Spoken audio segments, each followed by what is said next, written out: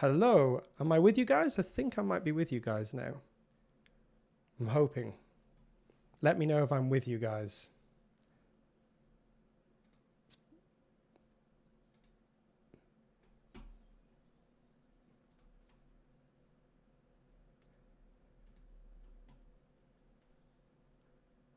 I look to be live, so hopefully I am live. And I'm just going to pop this chat out so I can speak to you guys. Finally, well, that's good. I'm live. There we go. It has happened. Apologies for the technical glitches. It just wouldn't be a migration unless we had a massive technical glitch, would it? So yeah, welcome guys. Let's try this all over again. Let me know that you guys can all see me and hear me fine. You should be able to. Everything looks okay my end. As I was saying earlier on, we may have a bit of a technical hitch with our usual chat box on the left, but you guys will all be able to see the live chat if you're with us, so that will be working. Yeah, so let me know if you guys can see everything that's going on here. It's all looking good from my end. Let me just give you guys a little type and see if that works. Hello. So yeah, I think that we're working. I think that we're on.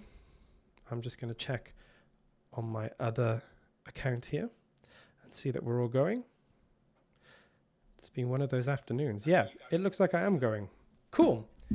We are up and going. So sorry about that, guys. Yeah, so welcome to our new home. This used to be our Twitch, weekly Twitch live stream. We've now moved over to YouTube, and that's a chance for us to migrate everything into one place. You can also see, if you haven't joined us on the YouTube channel before, that we have a few videos going, a composer challenge, and also a sketch to score, as we called it, where we take a simple sketch and turn it into a score. We've got a time limit there to make that work.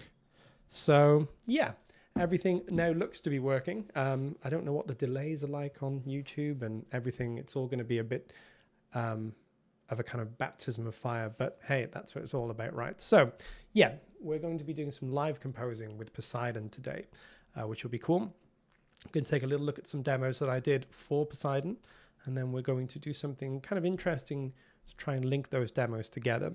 And I should be able to chat with you guys as well. Put something in the chat and let me know that you can hear me and see me and that everything seems to be working, just so that I know that we've got that side of things going.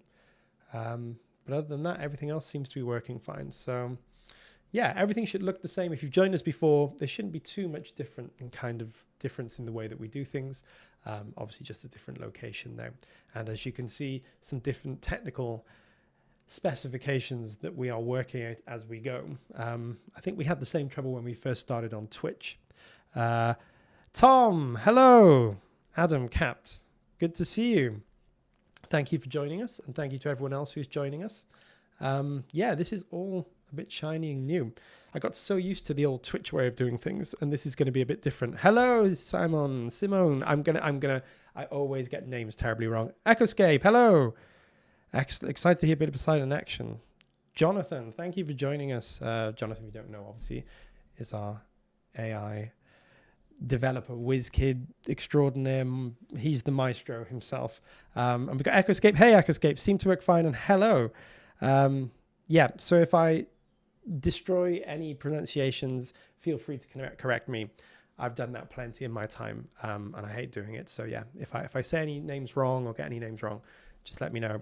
Next composer challenge, diving underwater searching for Poseidon himself. That would be a cool one. Composing underwater would definitely be one that would be worth trying to give a go. We're trying to think of video ideas, and I can't. That sounds like a definite challenge, trying to compose underwater. I mean, it's hard enough trying to compose on land. I have plenty of trouble doing that, so doing it underwater would be pretty difficult, I think. But that's a good idea. I think we should do that one. Can we get a trip to the Mediterranean? We can only do it in the Mediterranean, I think. Really keep the authentic, or the Aegean. I'll take the Aegean, but somewhere there. Doing it in the Bristol Channel, probably not quite as fun. Hey, Cosmodium, moving to YouTube and moving to Mac is a challenge indeed. I'm old-fashioned. I'm on Windows, which I get plenty of stick for, and I haven't moved to Mac. I'll move to YouTube, but I just can't move to Mac. Don't think the on-screen box is displaying the chat. You're right, Tom. We have a small technical hitch there, which I'm going to hope to fix either during this stream or for the next stream. Turns out YouTube doesn't quite play ball with the chat the same way that Twitch does. Hello again. Yeah, we were having a little bit of a technical hitch, but we now seem to be up and running, minus our chat box, which I'm not sure is going to work today, kind of annoyingly. But the good thing is I did double check, and I know that if you watch these back at a later date, the live chat is still available to people. So you're not going to miss anything, but it'll all have to be inside of the live chat for today, I think. Going forward, we'll hopefully have our chat box nice and running. But yeah, I think for some reason that's not playing ball today. And like just before I was about to go on, I suddenly realized I didn't think it was going to work. And you're like, oh, what am I going to do? But it's probably too late to go digging around and fixing that. Setup is looking good and sounding great. And that's the most important thing. Oh yeah, new mic as well. For those of you who've joined us before, I used to have a boom mic like I was being filmed in a soap opera or something. But we moved to a slightly closer podcast style mic, which is hopefully going to make the sound quality a little bit better, a little bit more consistent for you guys. So yeah, I can give you my best radio host impression or something. Yeah, so this is cool. The most important thing is I can see what you guys are saying. I was really, really concerned that for a while it wasn't working. And I was like, it's not going to be much of a stream if I can't see what you guys are saying. But that does appear to be working now. So that's the most important thing. He's stolen my mic. That's true. This used to be Ollie's mic. So Ollie was working in our office and had this mic. We decided to have a little kind of swap around. So I had to go to the Audio Imperia office and wrest this mic from Ollie's hands. He wasn't happy about it. It all got a bit intense, but we've resolved it now. We've moved past that. I'm joking, of course. It was all fine. But now Ollie has the other mic. And I think we'll be seeing more of Ollie on the channel soon. Great setup indeed. I'm glad, Cosmodium. I'm glad it's all working. This was my biggest fear, that it wasn't going to work. And that's how the stream started. For the first 3 minutes, I was talking to myself. Not the first time I've done that. Ollie, you've got a beautiful content studio now, a worthy swap for the mic. That's true. Ollie's got a nice space, a very nice space, which you're probably going to get a little peek at some point in the future. Yeah. So this is interesting. I'm still trying to get used to the whole, you guys can't see on my screen, but I got so used to how it looked. And when it's changed, and it's all good, but it's a little bit, just trying to get used to it, But actually the chat's really cool. I can see the chat. It's really nice. And I hope you guys can all see the chat too. As I said, apologies if it's not on the left. Well, I can see it's not on the left. That will probably be rectified for the next stream on YouTube. But in the meantime, you guys can check out the live chat and carry on seeing all of that.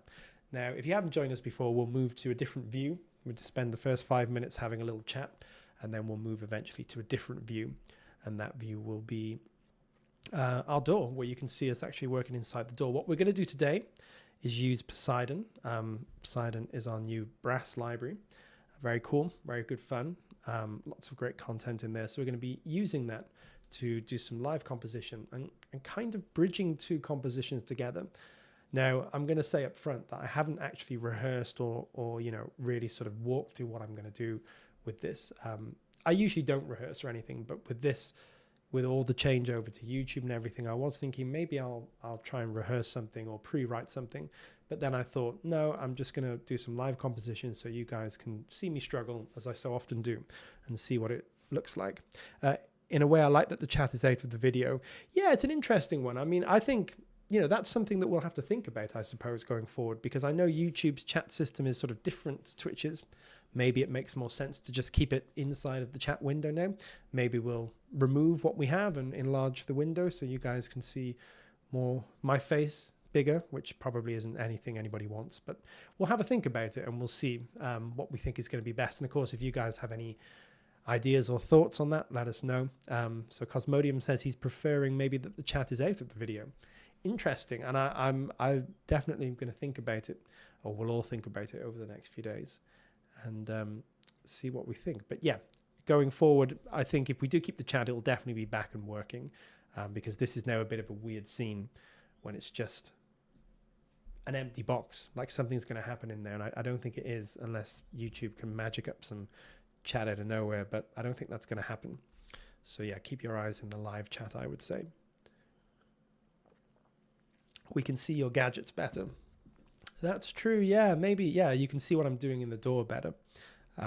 So maybe it will be a cleaner setup, and we'll move over to the door in a second. So if you haven't joined us before, as I say, we'll do some live composition hangout. You guys can ask questions you have about what we're doing, or you can just chat to us. I saw Cosmodian Imperia's madam. I went to Mac. I didn't go to Mac. No. They've been trying to get me to go to Mac. Everyone's tried to get me to go to Mac for years, and I just haven't done it. I'm too old, stuck in my ways.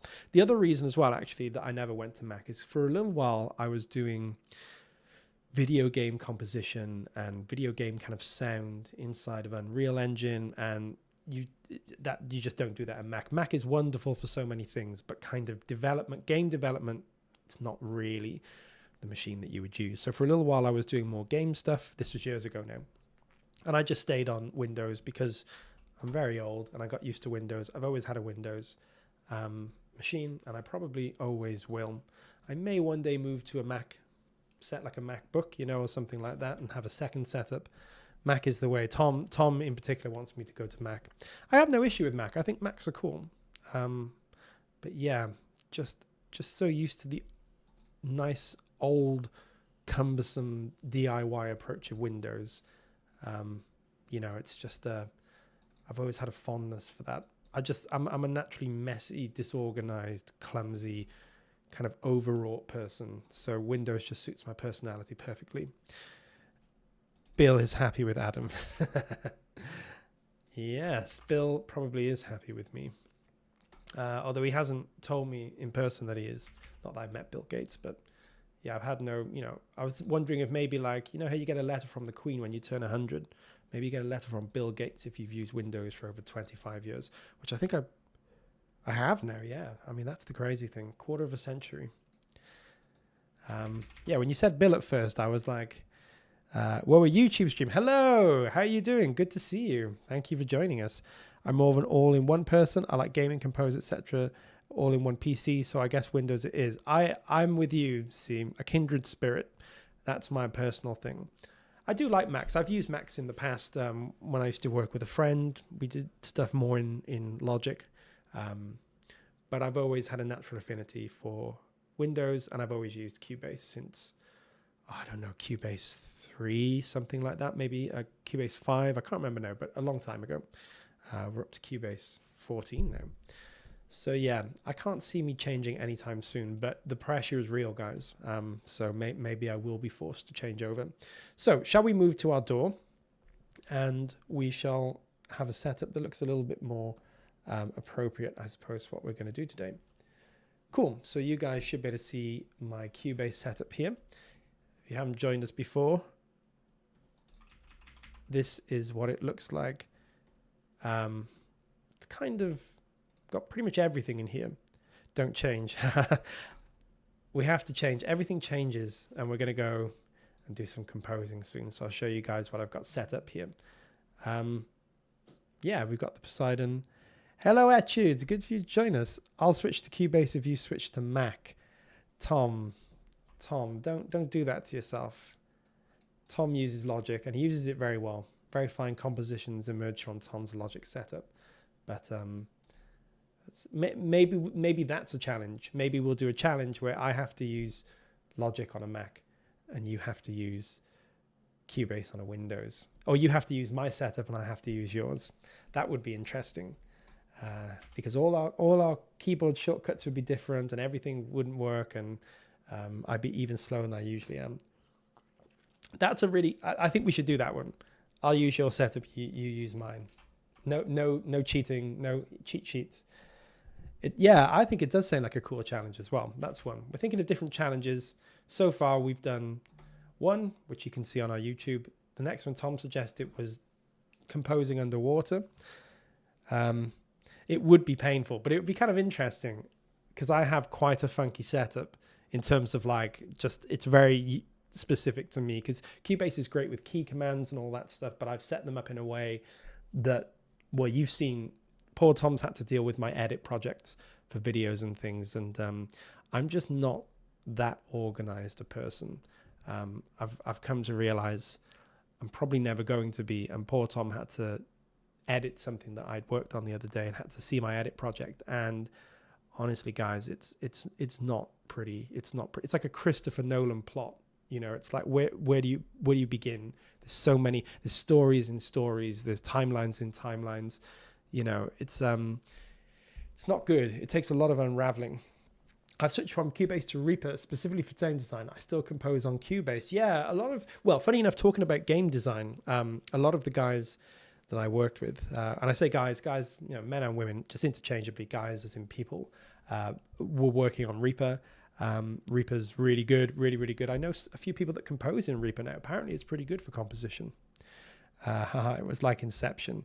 Yeah, I can imagine. Poor Tom. Yeah, you know when you've like edited something and you never think anybody's going to have to see the mess. It works for you, but it's just a horror show. And then Tom had to go and edit something in there, and I sent it over and just walked away from my computer because I knew what he was going to see.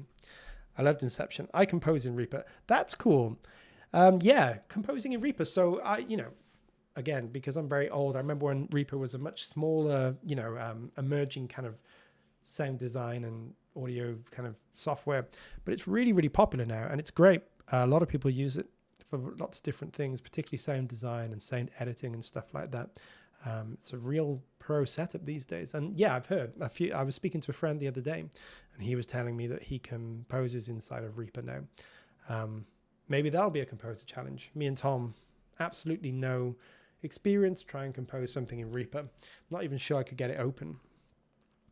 Hello, how you doing? Good for you to join us, and nice to see you. Yeah, so if you guys haven't joined us before, a lot of people here are kind of people that have joined us in the Twitch days, so we've all formed a bit of a community. So yeah, there's a lot of familiar faces, familiar names, which is great to see. Really, really cool. Any Bitwig users? No, I haven't. I don't know anything about Bitwig. This is the thing. There's so many different choices these days. Yeah, I've just always been in Cubase, but I know there's a lot of cool. Studio One is another great one that a lot of people use. Yeah, it's really interesting, but I do like Cubase. I think Cubase is really powerful.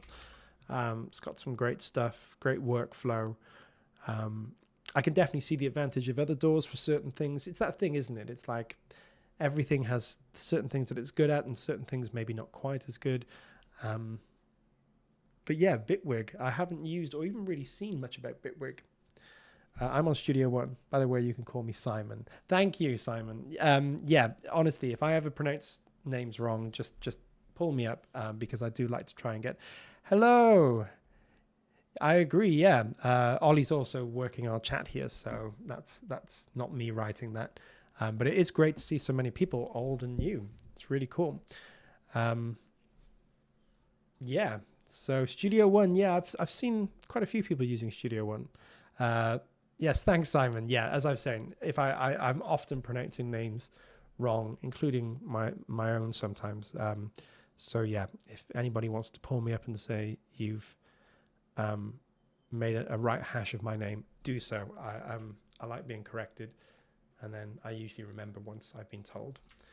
So yeah, here we are inside of Cubase, and I'm going to show you what we're going to do. So you can see we've got two different projects here, just a stereo file, and then we've got a few stems as well. So what I've done, I wrote two demos essentially for Poseidon. One was, if you saw the teaser video, I did some music for the teaser video, and then one was a kind of standalone track that I named The God of the Sea, which was a kind of like a product demo, if you like, using Poseidon as the only brass library. What I'm going to do today is maybe try and link these two with some kind of interlude-like music using the waves and the various different articulations inside of Poseidon, probably some sound design too. As I said, I haven't really thought this through, so this could go badly wrong, but hey, we're just here to hang out, have some fun, do some composition. So it doesn't matter if the composition doesn't end up being brilliant, although I'm kind of hoping it'll be all right. But yeah, I'm going to try and link these two. It's going to be interesting. They're slightly different stylistically, different keys as well. So maybe try and get an 8 or 12 bar section that links them together. Let's play through the first, which was a kind of teaser that we did. One of the first things that we released about Poseidon, I think possibly the first. And it sounds a bit like this. And let me know, guys, it's actually a very good point. Let me know if you can hear this or you can't.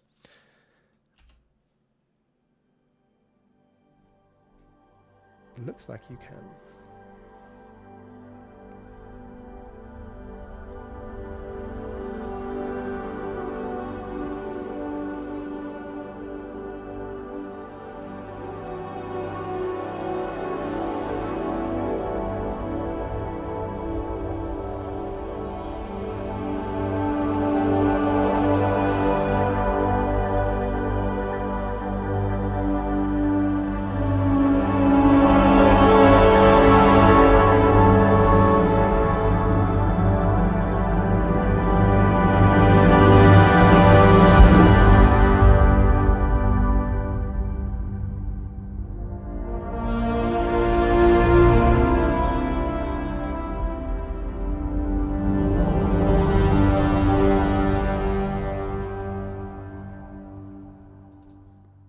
So that's our first piece. Thank you, Tom. Ebb and flow. Yeah, that's what Poseidon's all about, those wave motions. So trying to create that feeling of waves. Also, sorry, Cosmodium, I did see you said I was watching your Maestro course earlier today and learned something new. Thank you very much. Hey, thank you so much for taking part in the course. It's been really cool on the Discord seeing how you guys have been, you know, learning different things on the course and finding different techniques and tricks. And a few people have shared some music that they've written based on the video in the course. And it's been incredible. Really, really, really good stuff. And what's been great to hear is like how differently everybody's approached the music, the different scores. Everyone's brought their own kind of unique flavor to things. That's what composing is all about, right? It's like take 1,000 composers, each one will do something just a bit different or sometimes completely different. So Cosmodium, thank you so much. I'm glad you're finding the course useful. That's our Modern Composer Blueprint course, which yeah, is sort of taking you through the beginnings of composing through to maybe composing for picture. And yeah, as I say, we've got a Discord community and people have been posting their work in there and it's all been awesome. So thank you so much, Cosmodium. I'm glad you found it useful. Okay, so we've heard the first piece, kind of a bit ambient, swells, very motion driven, trying to sort of show Poseidon in the light that it was sort of conceptualized for, which is these wave motions and this movement. Lots of beautiful sound design in there, but also some great, really organic brass motions too. And then I wrote this second piece, which is somewhat stylistically similar, but also different. So connecting these will be interesting. And the second piece is called The God of the Sea, and it sounds like this.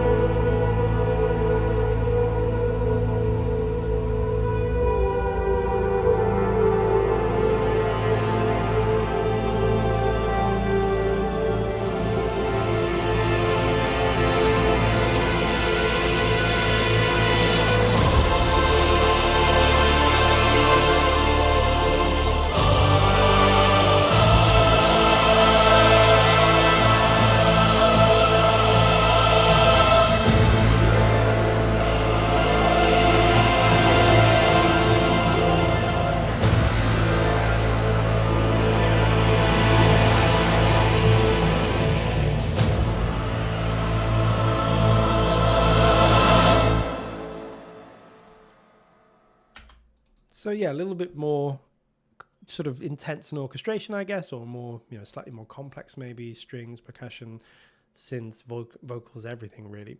Cosmodium say, members of AI in the chat, we're waiting for your spring offers. Yeah, Jan did mention possibly last week. So yeah, keep an eye out, see what happens there.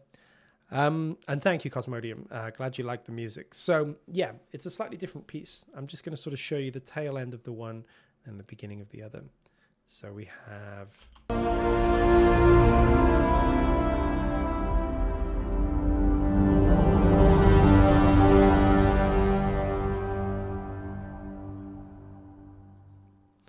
Thank you guys, I really appreciate it. And then we have this one. So yeah, we have these two quite different pieces, but they're both sort of, one ends quite ambient and the other begins quite ambient. So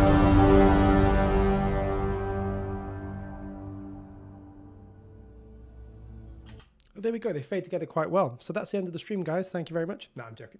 We will write some new music to put in there, but they actually work together better than I thought they would. But I'm going to try and find a way to link them. Is it only Poseidon? It's only Poseidon for most of the first one. All the brass in both is Poseidon. Most of the first one is entirely Poseidon. So yeah, I think there's maybe some textural elements, some very gentle percussion that's from Nucleus. I think there might be a very small use of Dolce as well. But most of this is Poseidon, so let me play this.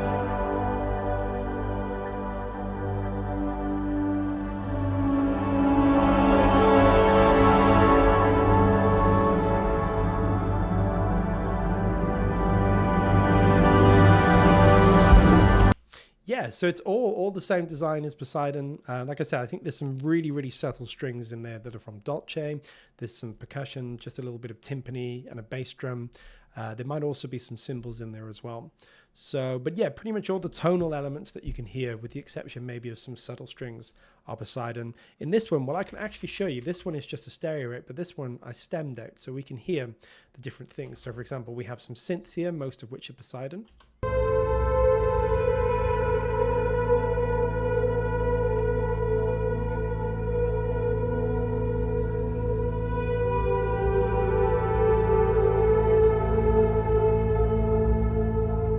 So that's pretty much all Poseidon. There may be a very small sub bass in there, but all the kind of melodic elements and things there are Poseidon.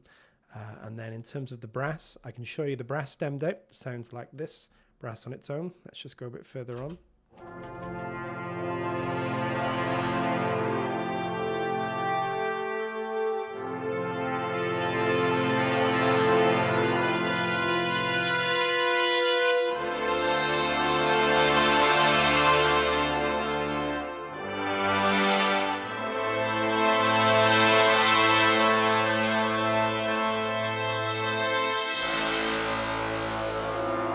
I really love that low brass stab, which I think is the bass trombone.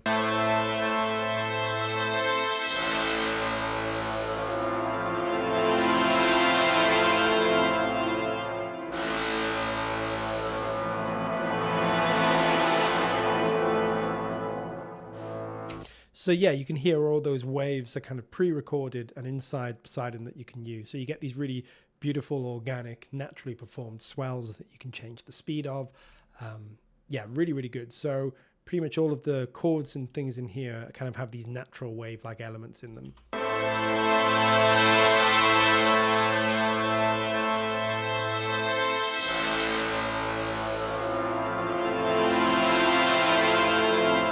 So yeah, that's all Poseidon. We have a few other things going on here. As I said, we have some synths from Poseidon too.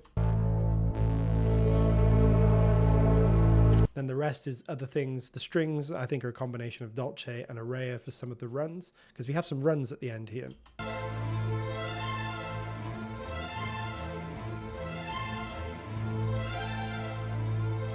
Played not that well by me, but in the context of the mix, you can hear they sound fine.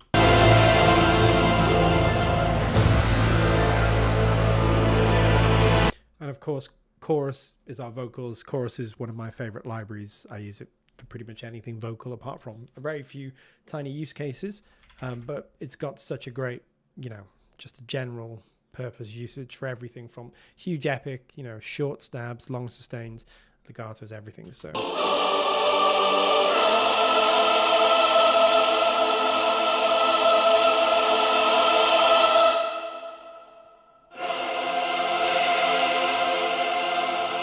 So yeah, the combination of those vocals and the brass just sound really good.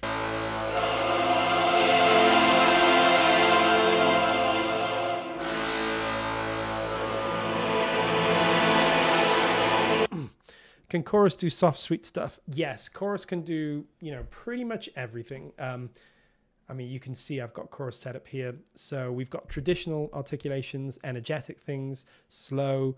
So I can just show you just very quickly, if you guys want to see. I just load up the women's slow syllables. These should work. Haven't used this template for a while, but I think it's going to work fine. If anything breaks, I will be back, but it shouldn't break. But yes, chorus can do so much. So yeah.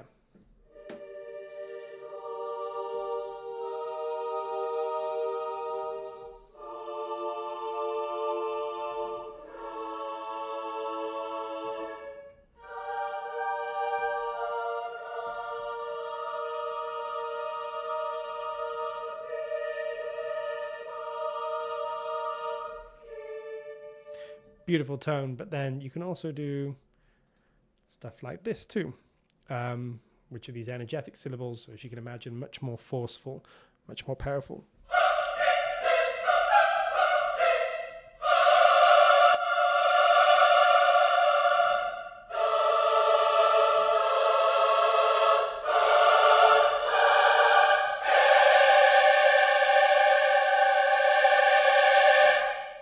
I just love it. Literally almost anything that I need to do that involves chorus, I can do with, funny enough, chorus. Yeah, and then we've got Chorus FX as well, which is sort of a smaller suite of effects and textures and things, which are great too. I agree, Cosmodium. Yeah, I mean, chorus is one of those that just sounds incredible. So let me walk you through Poseidon. We have we have multiple different things going on. We have wave articulations, which are all the beautiful waves that you heard. So I can just show you.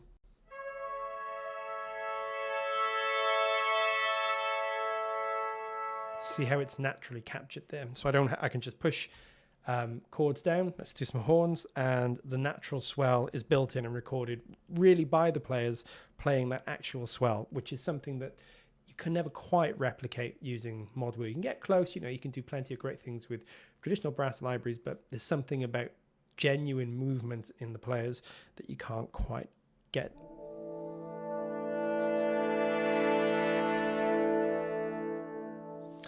We also have core articulations as well. So core articulations, let me just show you. I'm going to just move this so you guys can see it a bit easier.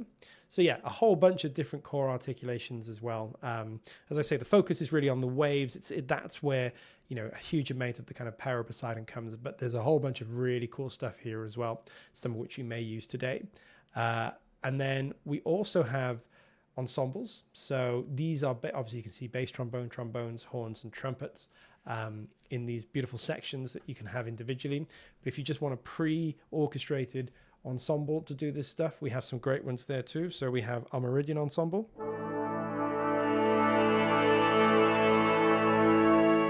And then we also have our Azure ensemble. What's the difference between classic mix and modern? That's a really good question. Let me just show you guys if I just close this up.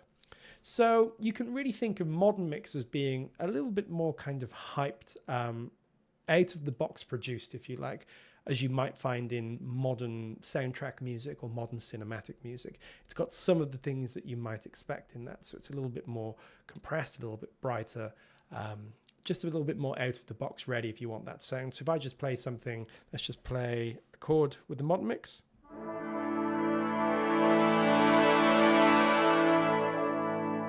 Beautiful sound. And the classic mix is just, as you might expect, more classic, less sort of hyped or less produced, just a much more organic sound. Both have great utility, and I use both depending on what I'm working on. I love the modern mix sometimes where I just want everything to sound that bit bigger and a bit more, well, modern and kind of, I suppose, not necessarily hybrid, but a little bit more hyped out of the box. If I really want to take things back and just have kind of the stripped back sounds, I use classic. I mean, they're the same sounds, so there's not that much difference between them in terms of they're the same thing, but they're just approached slightly differently in the way that they're mixed. And yeah, generally speaking, if you want to do a lot of your own mixing or you want a more subdued sound to work from, classic is the one to go for. It's just a little bit darker, maybe a little bit more traditionally cinematic. Modern, just a bit brighter, maybe slightly more kind of, not necessarily compressed, but just a little bit more modern sounding.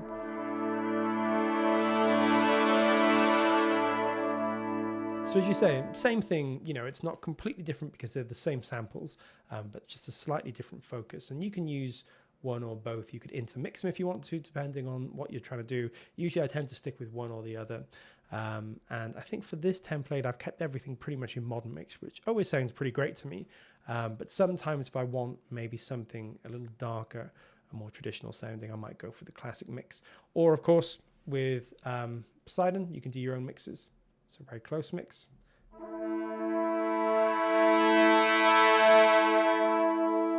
And yeah, that's a good point, Jonathan. Jonathan is our development manager. So he's the guy that knows everything there is to know about these things. And he's right. The ensembles are all recorded in situ. So they're not layered from different performances. They're very much about the orchestra or the brass ensemble playing together. which is really important when it comes to these waves, because you kind of want that feel and that energy of a real ensemble working together. So you can see I've got the close here, or I could go to the very far mics. You can also go in the advanced and do custom mixes here if you really want to get granular with this. But I could just use this slider to get an approximation too. So much more distant sound. And then the midpoint is, as you might guess, sort of somewhere in the middle. And you can see how these things are reflected in the different mixes. If I go close, you see we have a different mix here, pretty much entirely these close-up mics. Far, as you might imagine, pretty much entirely the far mics. And then mid will be using some combination. And then I can tweak these if I want to. So I might want to get a starting point and then come in and do a little bit more refining. Or if I want to keep things simple, I may just choose a mix. Yeah, these are beautiful. And I have to just say, on the topic of this, we've actually been doing a bit of work on Poseidon in the meantime. And I'm using a slightly more updated version that's, I think, going to be with you guys fairly soon, where the older version of Poseidon, each time you triggered a note, it was essentially triggering the start of the wave.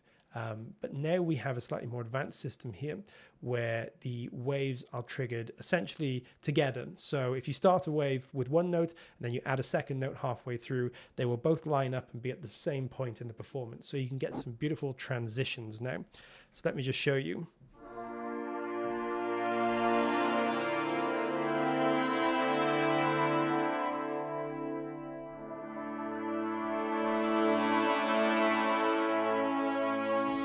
Really, really useful. Really, really good. So yeah, do you update the images on the other libraries as well to have nice graphic on top? It's a good question. And what do you guys think? Would you like to see that? I was seeing some mention that no legato in Poseidon. No, there isn't any legato in Poseidon. It was sort of much more about the waves and the sound design, but we also wanted to include a really cool mix of different articulations, sort of core articulations that you might want to use as well. But yeah, legato is one of those interesting things. I think there's plenty of great sustains in there, you know, so you can still get beautiful sort of melodies and you can get beautiful sustain lines going. But yeah, this library's got a slightly different focus really, and it's much more focused on the waves and the sound design. I would love some images too. We're exploring a way to differentiate libraries on the UI going forward. Yeah, that's a really good question, and Jonathan's answered it far better than I could. So the short answer is yes. I think we really love the touch of color that we've got in Poseidon and the way it sort of makes everything feel a bit more unique. So I think going forward, we'll definitely be looking to add a touch more of that with future products, but we will see what happens. Yeah, so as you can see, this is Poseidon. We've got different individual ensembles, then we've got the core ensembles, not core, sorry. We've got Meridian and Azure ensembles, which are these sort of pre-orchestrated ensembles recorded together. So you really get a beautiful sound of a brass band, I guess, or a brass ensemble playing together. And you just can't simulate that sound. It's such a complex, beautiful interplay of different frequencies. Having them recorded together does make a difference if you want that kind of sound.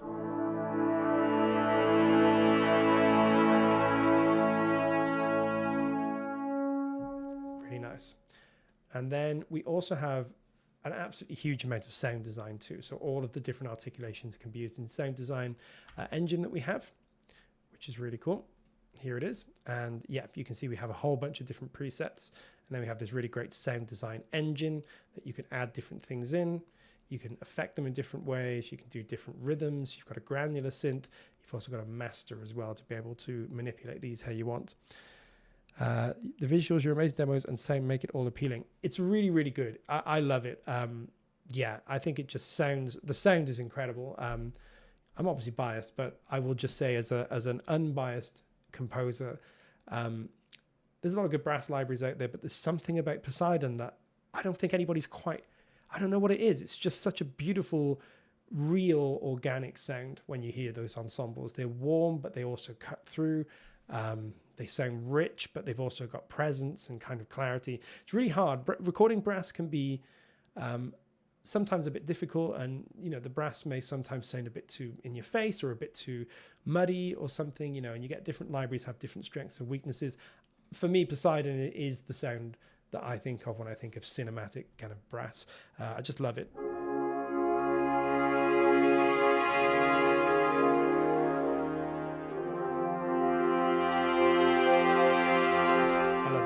It sounds absolutely fantastic to me. And these are just the pre-orchestrated ensembles here. So yeah.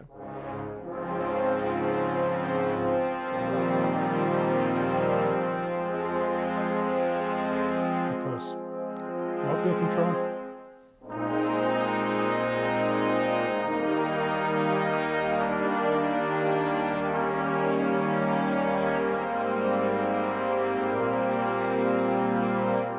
And they sound absolutely beautiful down in these lower dynamics too. That real chorale-like sound, you know.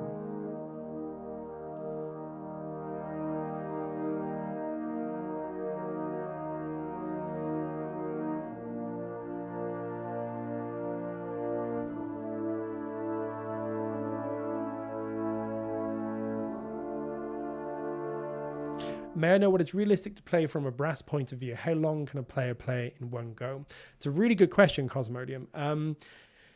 It depends slightly on certain things, like, for example, how loud or forcefully the player's playing. Generally speaking, the more forceful and loud, the more breath it takes, and so the quicker the note will fade. Also depends on the instrument type as well. Huge, big tubas are generally harder to play in terms of the amount of breath needed than cornets or trumpets. So there's no hard or fast rule. In some ways, we can get a sense of what is a good length maybe just by listening to these waves. Now, these waves are by no means the absolute definitive length that players can or can't play, but I think this is a good idea of kind of what you might expect.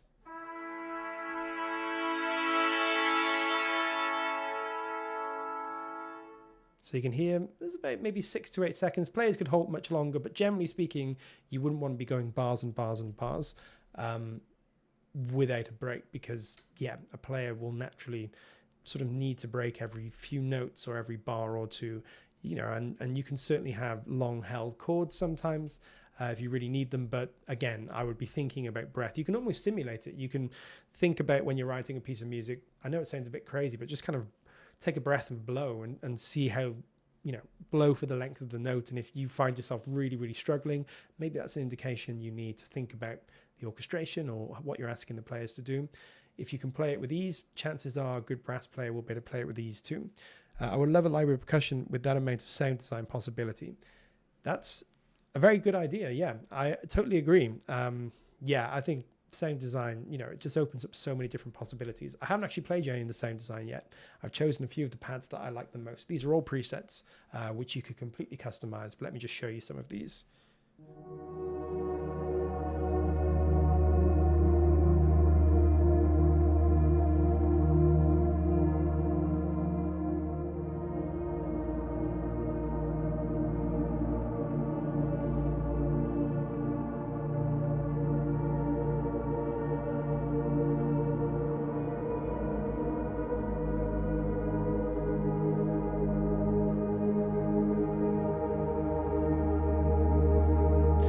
I think Adam's eyes say that a perk library is incoming. No, my eyes give nothing away. I just think it's a very good idea. And I think it's true. I think percussion and sound design, there's so much you can do. And I just think that generally speaking, having things that you can manipulate with sound design, with great sound design engines and stuff like the one we've got in Poseidon, it's so much fun. It completely opens everything up. As I said, I mean, everything in Poseidon's sound design is being created from the source material. So all the recordings and samples that we made, and you can hear the range. I mean, I'm just showing you some of these. This is that beautiful pad, almost sounds like a kind of vintage synth or something.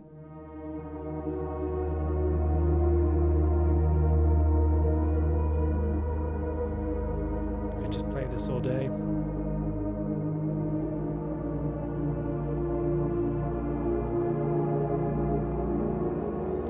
Let's try Safe Haven.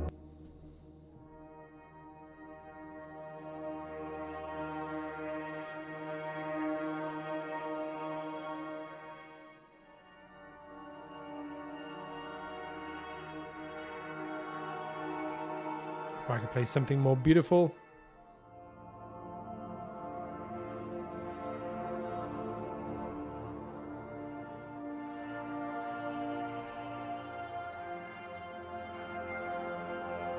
But beautiful, much more airy textures, dark horizons.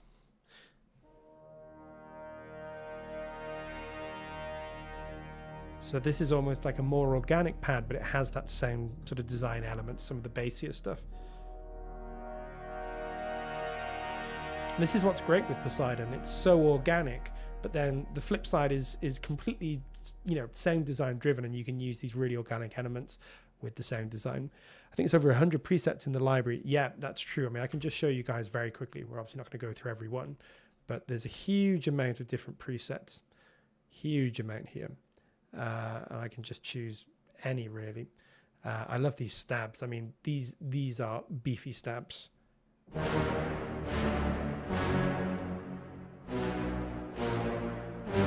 And again, I love it because it's sort of organic. You can really hear the real brass in there, but it's hyped. You know, it's taken all the way with the different sort of reverb and delays and effects going on.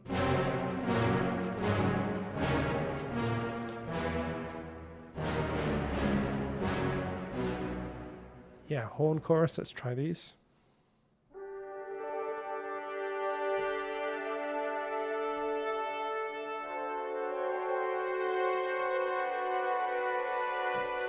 Yeah, so I really love the interplay between the organic and the sound design and what you can do. As I said, I won't go through the whole thing, but you can do granular processing, rhythmic processing. There's different effects here as well. We've got an XY pad. You can stack different layers together. So if you wanted to change a layer out, we could change it out for something else. And then you can do a whole bunch of different master things like compressing, EQ, things like that. Will work great together with Poseidon. Has the same sort of vibe, kind of very true. Yeah, I mean, it's it's sort of taking that approach with the sound design, but obviously a whole range of different sound design or new sound design elements in the brass. But yeah, very, very true. It would work fantastic with photosynthesis, which itself is stock full of great sound effects or, you know, paths and soundscapes. But Poseidon sort of bringing a similar approach, but very different set of sounds. But yeah, I agree. Let's take a little look at Atlantis here. I mean, that one's great. I might even be distorting us a little bit. Sorry, guys, that's my volume here.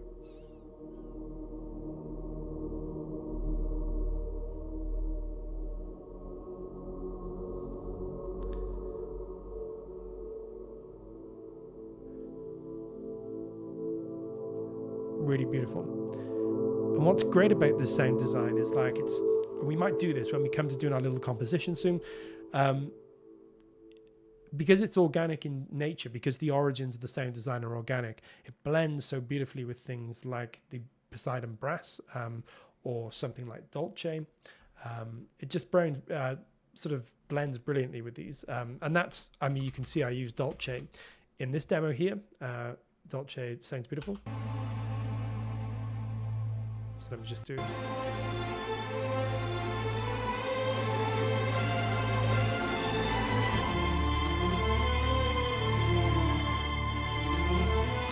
And then you can blend the synths, and together they just sound such a beautiful sweet spot between organic and design sounds.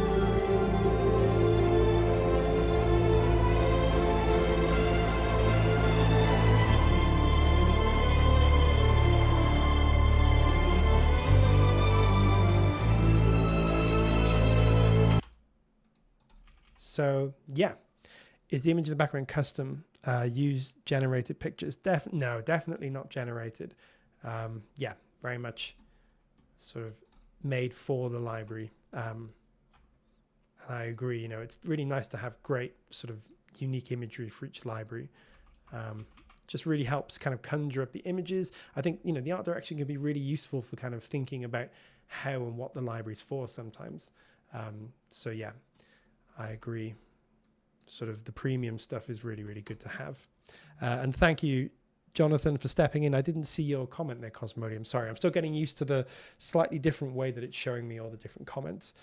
So I'm sorry if I'm missing any, but looks like Jonathan answered you there. Cool. So maybe we're just going to write. I can't believe we've got an hour already, although I suppose the first 10 minutes were me making a mess of trying to get the whole thing going. But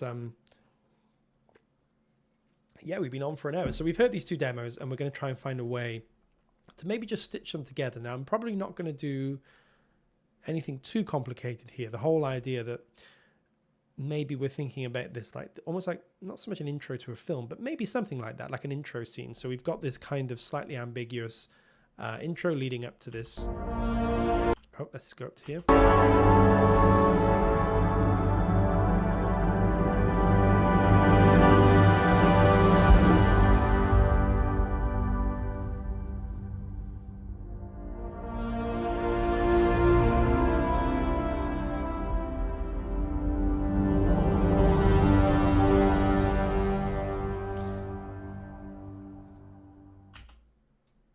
maybe Cosmodium, maybe.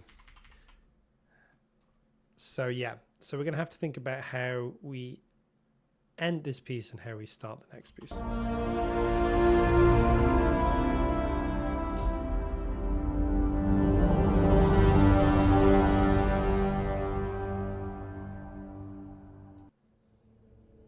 then we have this. Okay, interesting. So let's think about what we have going on here. We have these chords. Then we're ending on this G. Let me just bring up so you can see what I'm playing here. Let me make that. There we go. So we have a B flat, C, and then G fifth, no third here. So we have a really kind of slightly ambiguous but also really solid sounding ending here. And then we have the beautiful wave swell at the end there. So you can hear what I'm doing there. E flat.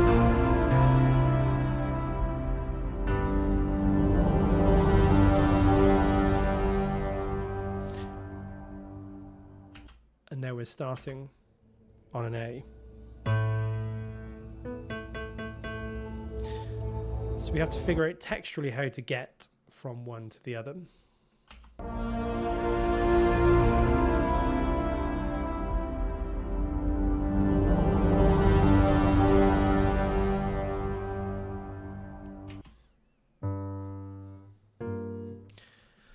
So I'm actually thinking weirdly here. Let me bring this back up and show you. We're ending on that G fifth, as we might call it.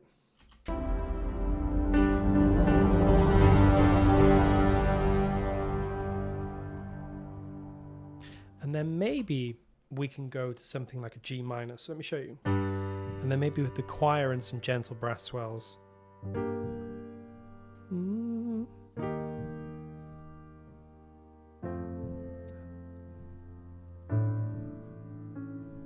I don't know, yeah, something like that. So G minor, maybe the E flat. Quite like that. Yeah. And then we've got to get here. So maybe we can, or even, yeah, maybe we're going to try and end on this E sus4, and then to the A. Latest question, Adam, if we get Poseidon waiting patiently and attending streams regularly, that's a good question.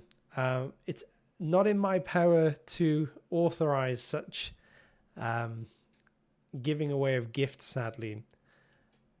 Otherwise, I may be like Oprah Winfrey, and everyone gets everything, because I'm probably too generous and wouldn't be a very good business person. So I'm going to say that's above my pay grade, but probably not.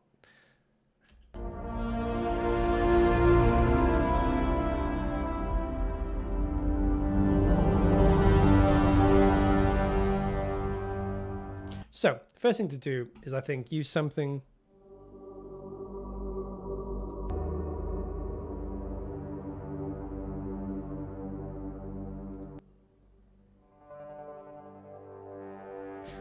like this. Now we'll worry about tempo mapping and so on when we need to. Let's start by just filling these things in. So I'm going to take a pad, because the intro is very pad based. It's nearly all same design with just some big brass swells. So to sort of keep us moving forward, a pad would make sense, I think.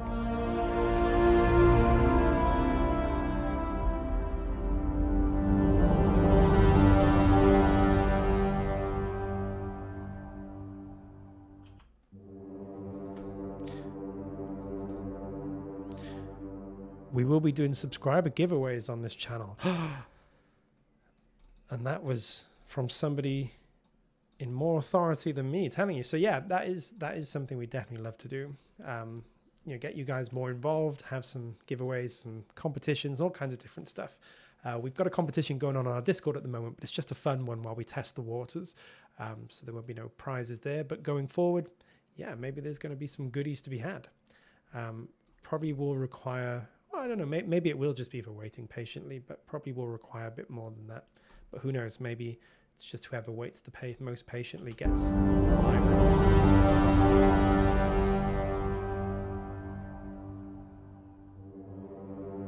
Yeah, so we're going to want to sort of bring this in. Now for now we'll just...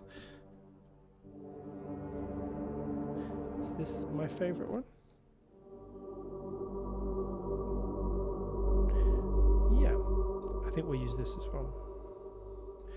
Adam is a great teacher and definitely learn from him. Always nice to use anything. Thank you, Cosmodium.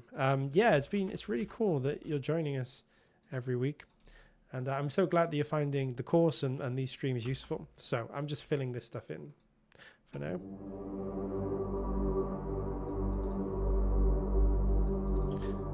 So we're going to sort of start creating a bridge. You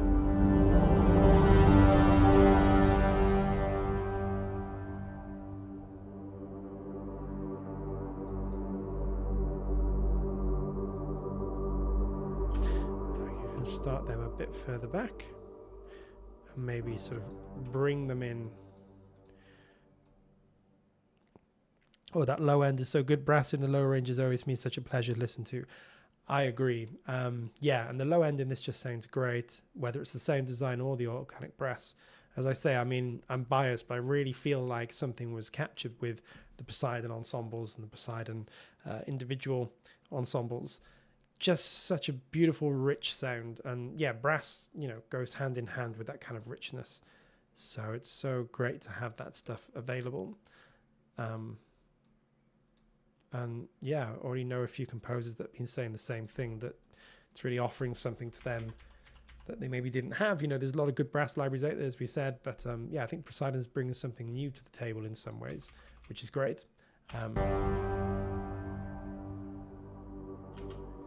Nice, so we can, I think, bring those even further back and just really make sure we get a good... And we're going to do the same thing with our string. So I'm just going to start fleshing in some sort of continuity stuff, and then we can maybe think about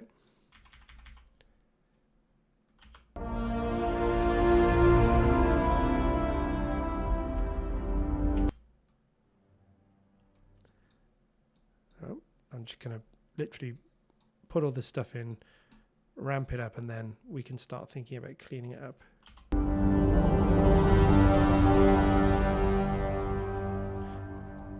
Hello, thank you for joining us. And yes, we're doing Poseidon Live. We're just doing some composition. We have more viewers on YouTube than on Twitch. Yay. Yeah, that's the plan. Twitch is great. We love Twitch. But yeah, I think we have so much more going on YouTube now. As we say, we have our videos, we have our shorts. We're going to be having our weekly stream. This is all going to be happening much more regularly now in terms of the amount of content each week as well.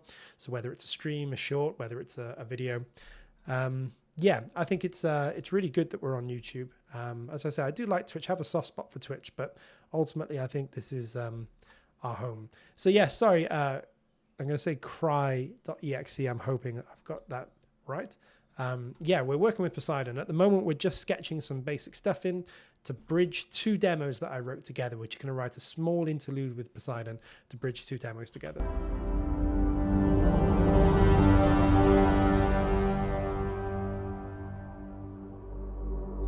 So yeah, we sort of have them going. Nice, I'm going to just bring this back a bit.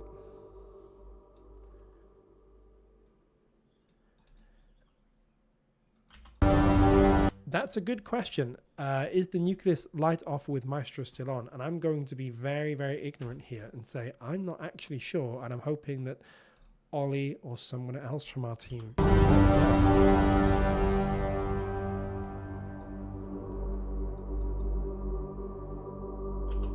Okay, so I'm thinking now we're going to get some brass in there, but before we do, I'm thinking we're going to mix the brass and the choir. Again, because this brass has such a beautiful chorale-like sound, I think the mixture of the brass and the choir is just going to sound really, really good.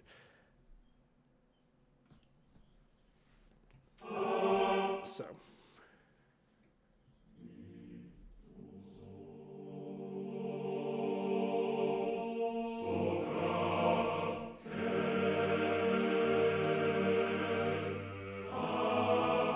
let's just see. Let's just write this in. Actually, let's just play it in. So.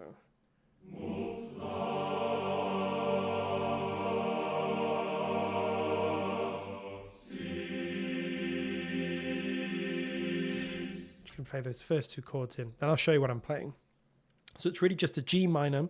In fact, let me load this up and I can show you. It's just a G minor.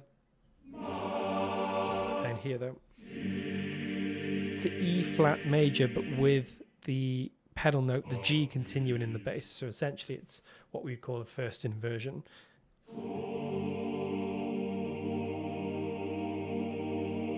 I think that sounds really nice, and I think with the brass it'll sound great. Very moody. So yeah, let's try that.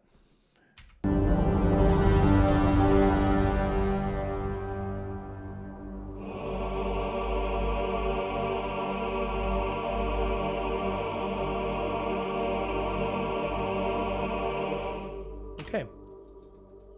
Now let's add some, I'm going to rough in some, you know what, I might not even use the tempo map today. Becoming more of a non-tempo map user recently, not for professional projects because you sort of usually need a tempo map, but I'm just sketching stuff in, because the great thing is with Cubase we can always time warp things and get everything where we want them to be. But maybe we'll just make this impressionistic today because it's so wave-like and everything. Maybe that'll work. So we're going to add some reverb and things to these, but we're going to do that soon.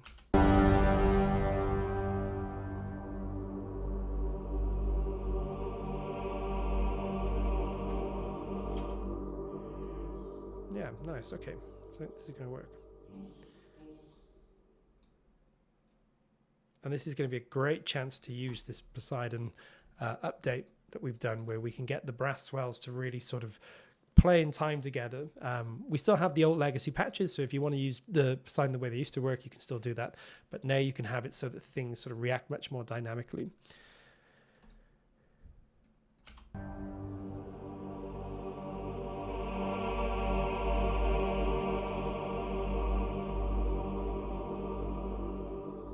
Now we're going to have to drench those choirs in reverb, but we'll do that.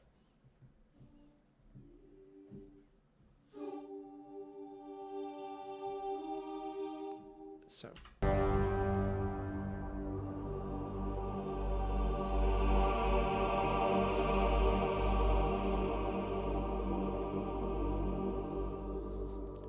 Nice, so these are beginning to come together.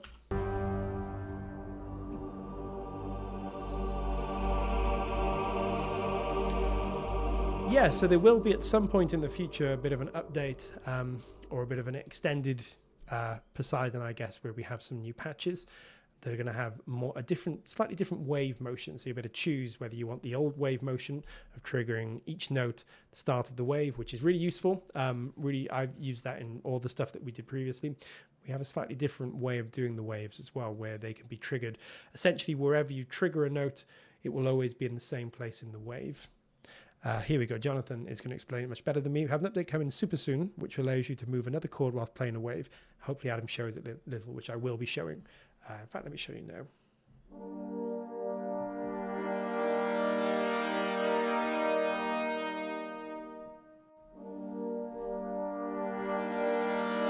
So you can see it's a much more smooth transition.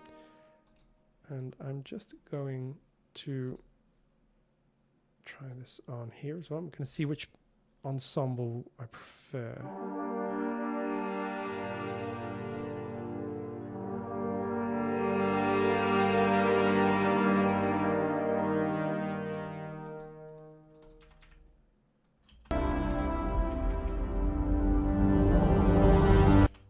Let me just double check and make sure I do have the new patch. Let me see what we have going on here. Maybe it's in the new. I'm just going to load up and make sure I'm playing the right patches here, guys, because I could be showing you the wrong things. Let's take a look. So we have the meridian, and we're going to have the wave articulations there. I will reload the patch and see if this works for us. Jonathan is right.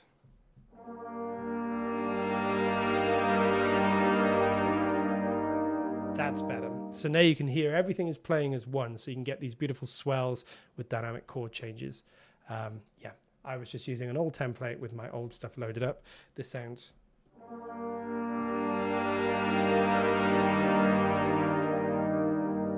much better. See how everything comes off at the same time here. So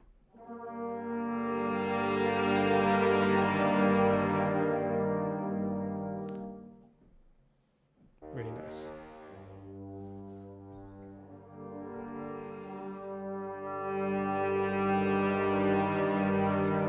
So yeah, let's add these in now and see.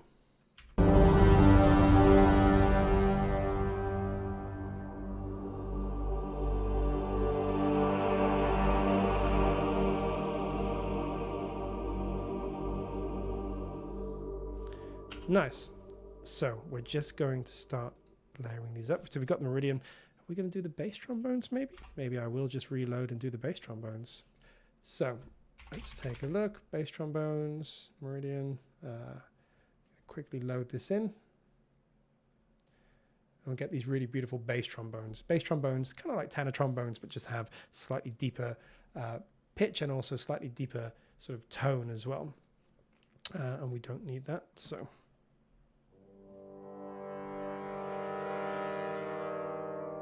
Really nice, really nice.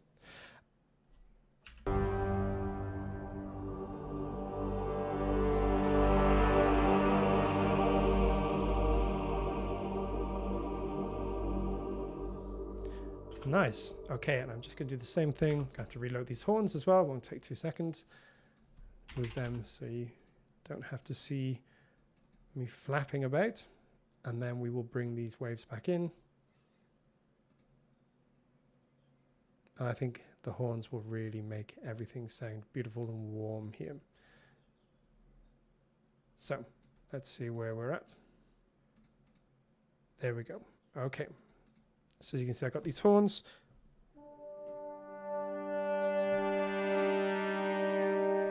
Beautiful. I'm going to slow these down slightly as well, so you can change the speed of the waves. Now I'm quite enjoying the very slightly, I know it sounds a bit strange, but having a slightly different human sort of speed to the waves. So I'm going to make these ones slightly slower, not too much. It's just going to really add a sort of, I think, slightly human quality to it.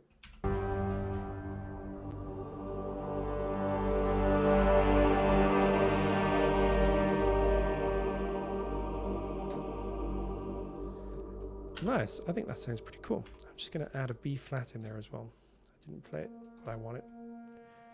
Cool. So we can hear our brass on its own sounds like this.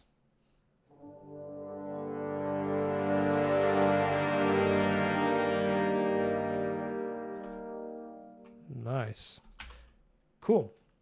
And then I'm just going to extend what's oh, thank you guys. Thank you. So let's just move this across. Do people use something like a pedal to add expression when live recording MIDI? So I also write my a lot of my expression stuff in. I do have a mod wheel on my keyboard. You can't see it here. I wish I could show you guys, but there's a mod wheel on my keyboard. I also have a phage unit as well, which is a kind of modulation controller made by us, which I really love. But I often write stuff in too. Or what I'll often do is play something and then refine it. Because if you're using especially 2 hands, you don't have a hand free for the mod wheel. And very often I'll just play something in and then I'll sort of re-record either the mod wheel over the top, or I'll just write it in like I'm doing here.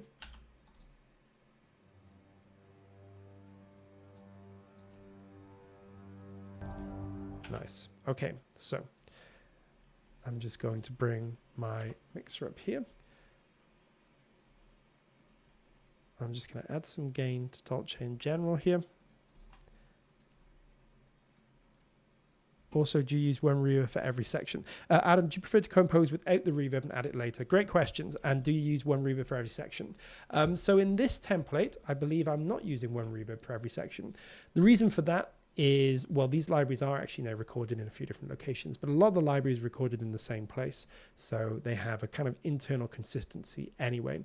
I tend to turn the reverbs off personally. The reverbs sound great. We were actually having this discussion, I think last week, or maybe on the Discord. The internal reverbs are incredible and they sound good.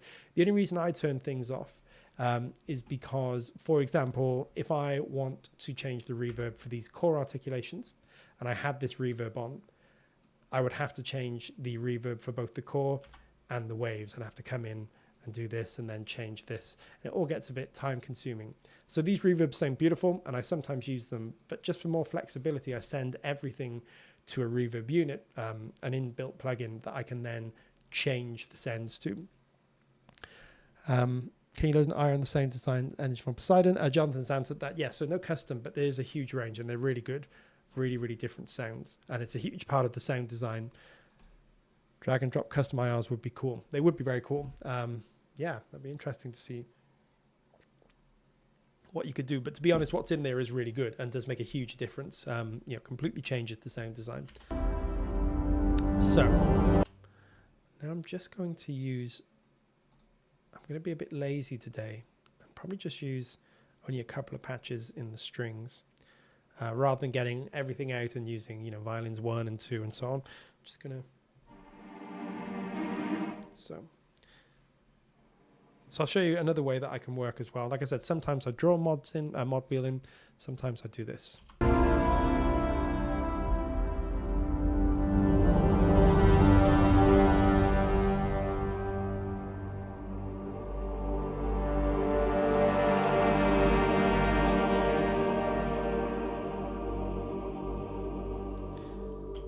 I didn't record that, I just realized. Classic.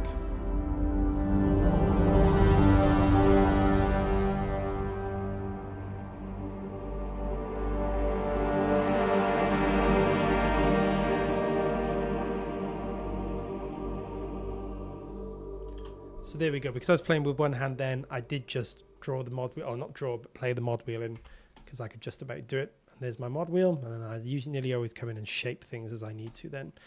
In fact, let me just bring them down a bit, and I'm also going to do this over the top there as well. Cool. So we're just sort of layering this up because brass and vocals on their own probably would sound a bit sparse. So I'm just using some gentle strings. As you can see, they're not playing a huge role, but Dolce and Poseidon just work together so well. So here's what we have in the strings.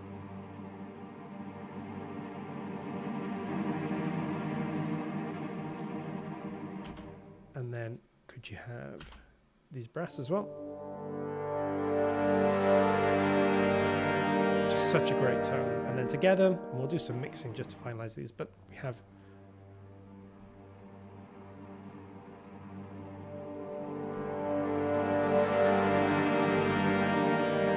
sound great.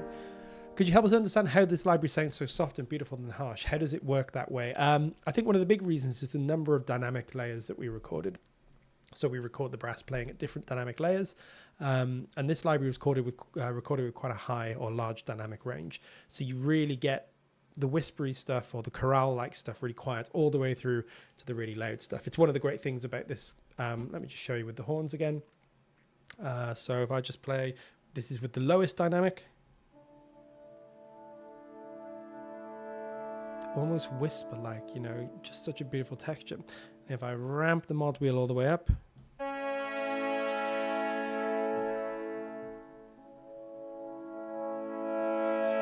much brassier, much bolder. And of course you can fade the mod wheel in. So you have control over it that way too. You can just have the natural sound of the waves if you want to. So if I just wanted to play a wave in one dynamic range, I could just let it play like this.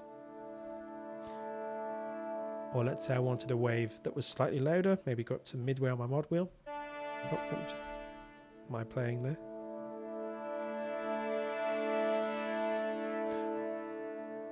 Or I can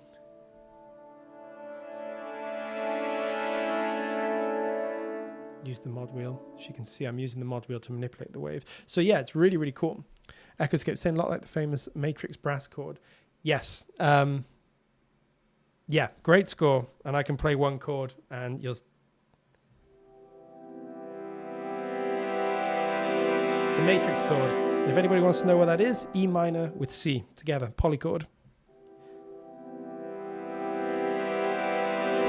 And I mean, something maybe I haven't shown you guys either yet is that I'm just using, we have different speeds. We can not only adjust the speeds here, but we have different speeds inside. So if I take something we haven't used yet, like these Azure waves, I can actually use a short wave here.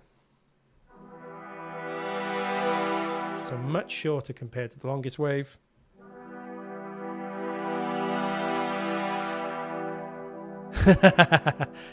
Surely one chord can't be a copyright strike. Surely. Surely. Although, yeah, who knows? Maybe maybe someone's coming for me as we speak. Yeah, so you can do long chords. You can do, or the longest. We got these longs. Slightly shorter, but still plenty of length in them. We've got the shorts. And then we've got the shortest. So much more pronounced. And we can change the speed of each of these to make them really, really short. Or really long. I've actually made that slower, so it's going to be a longer wave. Or almost just these sudden bursts. So you can do this with each wave. So we can have the very slowest.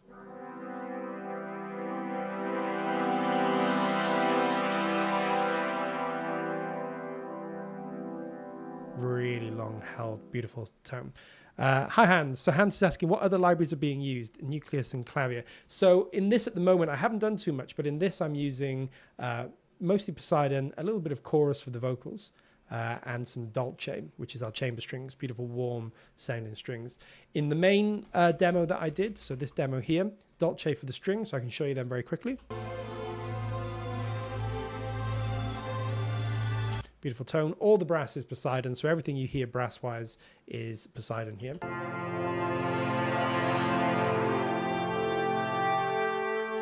And then we've got some other bits and pieces. This is all Poseidon mostly. I think there might be some synth bass in there from a different patch. And then we have some other stuff going on in this. But for this actual thing that we're writing, this little interlude that we're writing, yeah, it's just Dolce, Poseidon, and the beautiful chorus, and we have a little bit of sound design also from Poseidon. And I think that's mostly what we're going to use today. Maybe we will use a bit of Nucleus for some of the percussion. I'm not sure on that yet, and we'll do a tiny bit of mixing as well. So this is going to be actually quite a short little interlude, I think, but I think it'll hopefully sound pretty cool.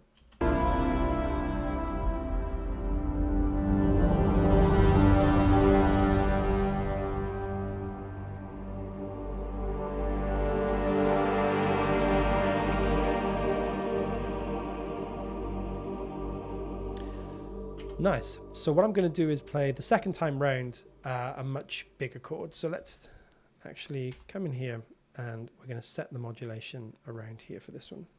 We'll do the same for the others as well. Just ensure that we're getting a sort of mid, not too quiet, but not too loud. Here we go. So let's just have a listen to our brass on its own.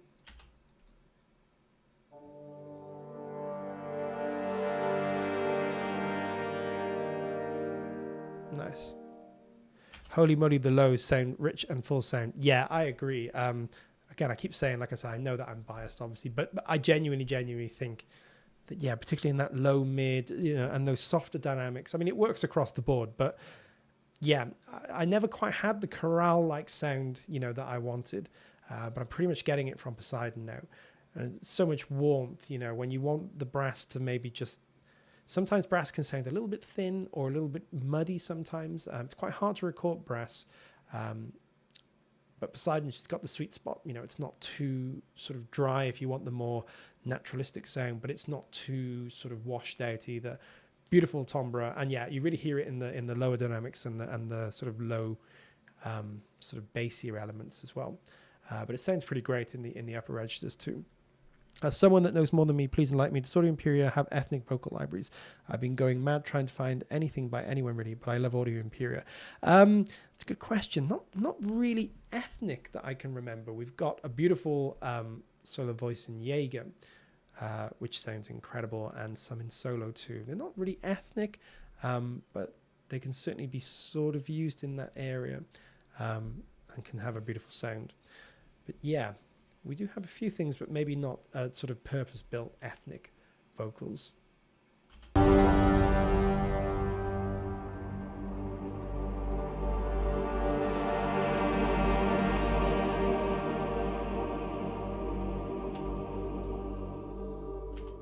going to do is copy this over. I do on Jaeger, the solo vocals by Moretta Solvet are stunning. I agree, yeah. So yeah, if you have Jaeger, yeah, that's definite. I mean, her voice is incredible. And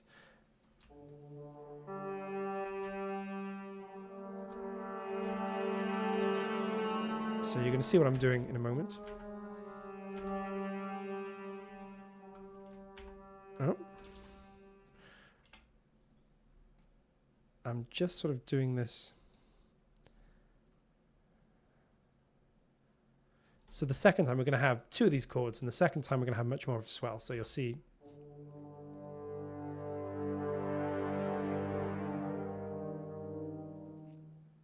And then we have a sort of fade out there.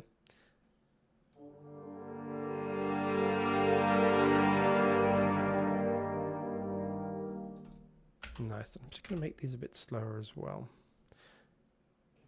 Maybe more like that.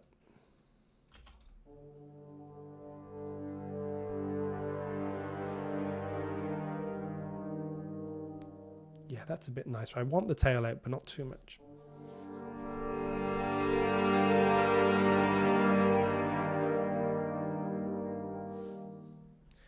Nice. Okay. Man, I love the sound of Chorus. One of my best purchases I bought, let's say, some libraries. Yeah, Chorus is just, yeah, it's my go-to for pretty much everything to do with vocals, really. It's very rare that I would use another library unless I wanted a very, very specific sound. I just love Chorus too. So I'm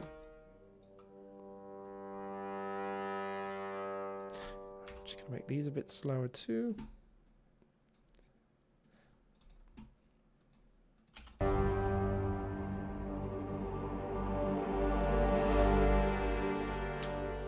So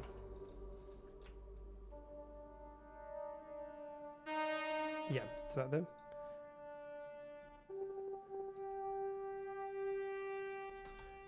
Just gonna make these a tiny bit slower. Oh, they already are. I think that's gonna be about fine. I guess I'm not too worried about absolute perfection. I'm liking the slight overlaps. So let's see what we have in the brass now.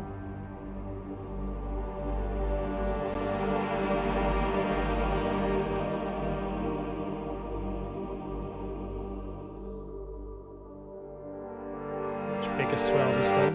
Oh, sorry guys, I accidentally pressed.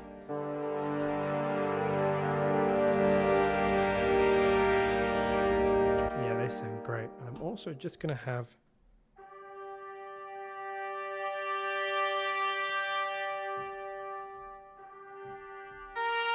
yeah, I think I'm going to have something in the trumpets as well. So this time.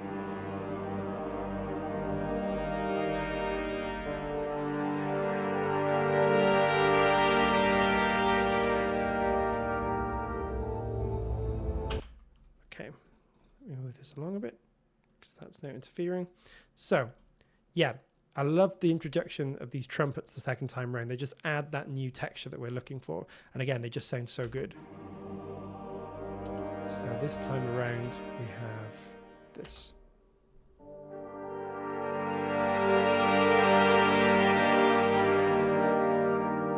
Nice. I'm just going to make them quite slow. Let's have a listen to that again.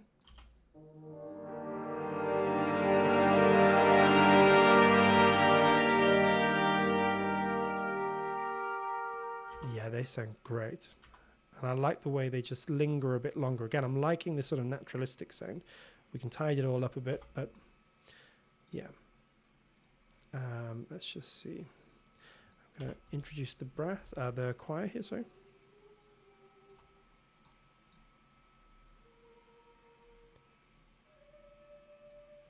You can see I'm just really roughing all this in now, but I think it's going to sound good.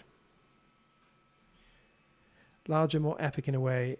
East-West choir is fantastic, but it's more niche. Yeah, I mean, there's different, each choir's got its unique sort of sounds and purposes, but I find Chorus does most of what I want. But there are certainly some things where, you know, there are other libraries that may be more focused on specific areas. Chorus is just the best sort of generalist library I own, as some people call them.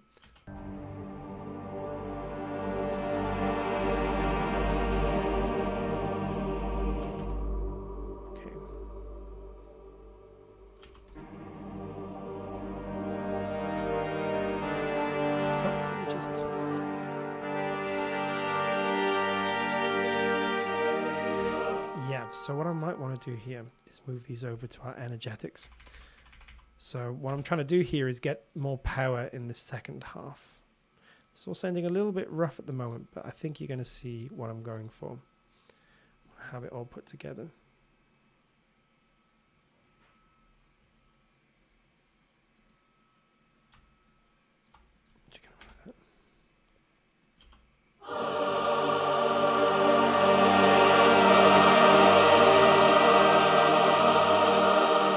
Nice. Now we're not going to need them to be quite so loud.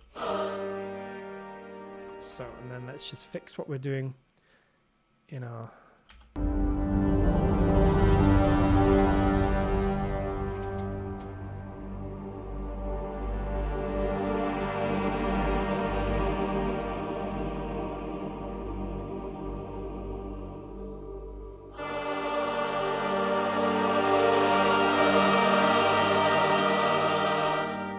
yeah, this is coming along. So I'm just going to extend these.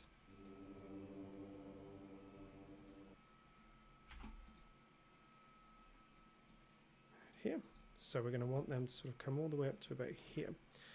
And then again, we'll go in and fix everything up, but we're just kind of roughing everything in here as we go. Yeah. Okay, cool. The same thing here.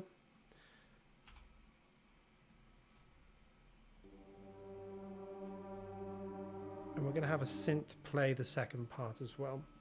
So on this line, I'm going to add a synth, or an upper level of synth. I'm going to have this. Yeah, up there, I think.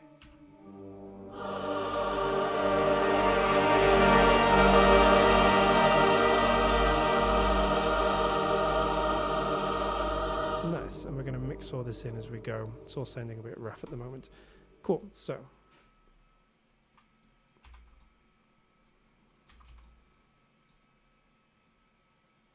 just going to adjust a little bit the curves on these.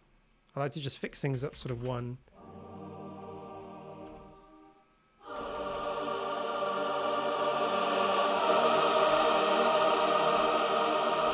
Do here is use some volume, just some simple volume, to sort of ride these in a bit more so they don't come in as prominently.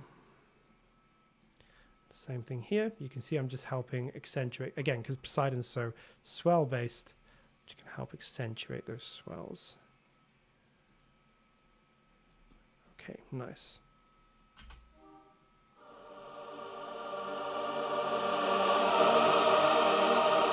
Nice. Okay, and what I'm going to do here, I'm going to put everything in chorus. We were just talking about using reverbs. I'm going to put everything through a reverb. That's really going to help because chorus is sounding a little bit dry compared to everything else out there. So I'm going to open up my mixer on this side.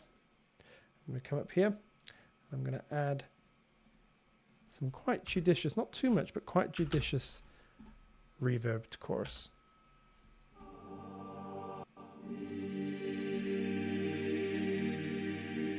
That's really going to help it settle into the mix.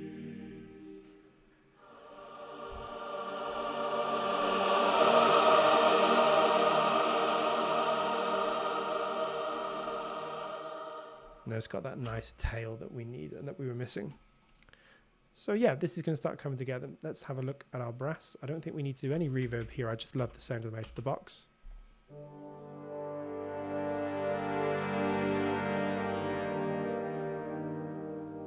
Nice.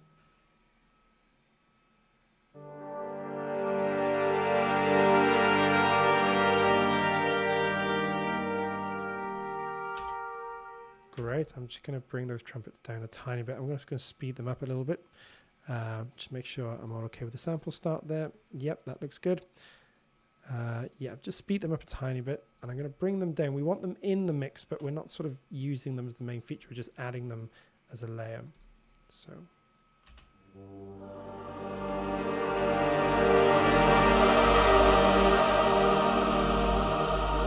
Yep, I think that's going to work.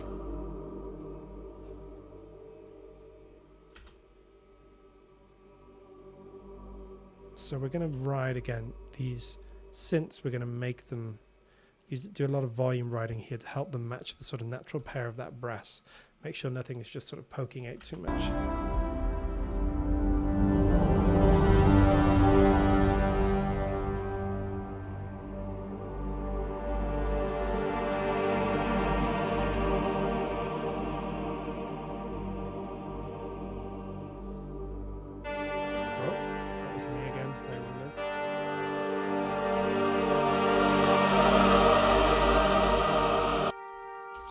think just might even want the upper note there. I think I might even just want to add that upper note in there and really get that sing out here.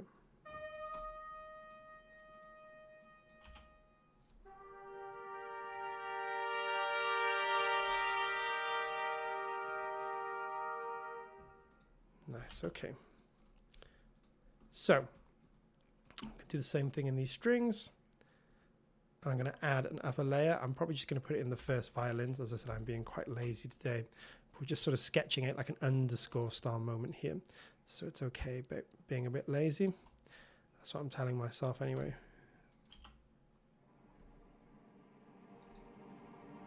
Let me just double check these are all lining up here. So we want everything to be lining up to these brass swells. Like I said, it doesn't have to be perfect, but we kind of want everything to be on that money there.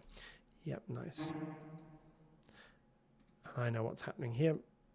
We started those a bit later. So again, lining up to here. So we sort of want everything to line up around there. Oh, just do those. I'm curious, how does one glue different libraries and sounds together? That's a good question. How do you guys do it, chat? Do you have any specific things that you do? For me, I think it's nearly always about trying to choose the right sounds to begin with, you know, trying to choose libraries that blend well together or convey the mood that I'm looking for. Some very gentle compression can sometimes work, but with more orchestral music, I try not to use too much compression or anything too sort of OTT, no pun intended. Yeah, and then, but the reverb can really help glue things together. That definitely creates a kind of bed of things. Sometimes I use synths very gently in the background, so you can't really hear them, but they're sort of weaving in and out of the textures, just creating a more solid background. That's kind of what we're doing here in a way.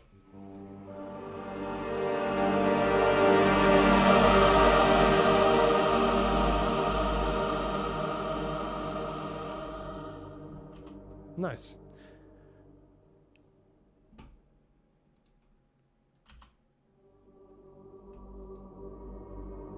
Let's actually take this and put it on a different synth.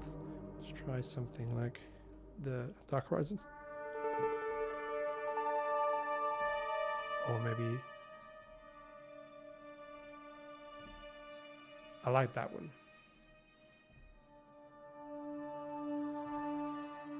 Yeah, that's nice. It's got a really nice kind of watery sound.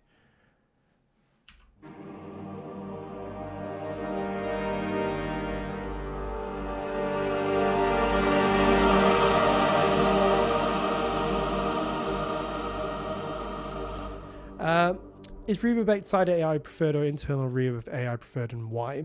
It's a good question. I think we were talking about that in a few different places. Yeah, I mean, I love the onboard reverbs for Audio Imperia, but as I say, I sometimes use outboard stuff just because it can be easy to glue things together to match everything up rather than having to go through. Because the way I work is that I'll quite often put different key switches or different articulations on different channels. So if I'm looking to change the reverb of one particular channel, I don't want to have to go through each and every one and change, you know, the different reverb settings for each different instrument. There are different ways to work, though. Some people use all-in-ones, you know, so they use key switching and they just like one instance, let's say one first violin, you know, for the first violins, one second violin for the second violins, whatever it might be. And then you could maybe just use the onboard reverb and tweak it as you need. Or if you don't need to tweak the reverb, then maybe you just use the onboard reverb. But for me, working sort of more quickly, I like to have an outboard reverb or a plug-in reverb that I can send things to sort of quickly. What did you choose, if I may ask? Oh, that's for Cry.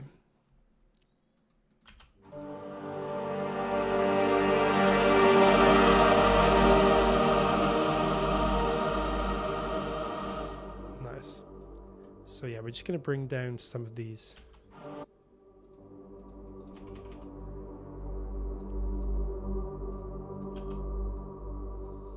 Here, we don't need quite as much sort of bass in the reverb.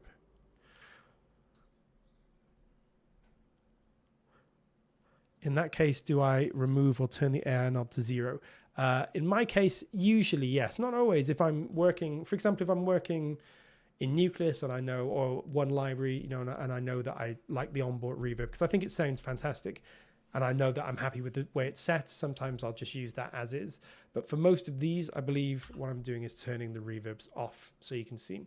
And then I'm just using my own reverb. So all the Poseidon stuff actually doesn't have any reverb on at the moment. This is all straight out of the box, no reverb added. If I just play you, let's say, the Meridian Ensemble waves here. So this is just the sound of the hall we recorded them in. But of course, I can add the reverb if I wanted to, which sounds fantastic, as I say. It's really, really good.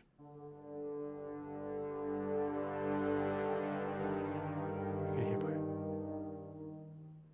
sort of just really adding this kind of deeper element to it.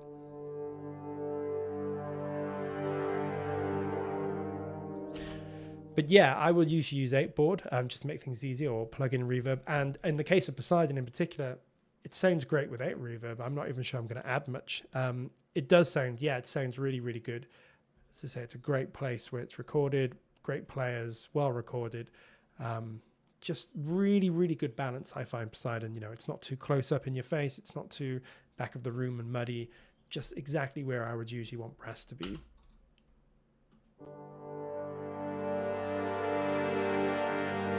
So let's just sort of start padding all this in.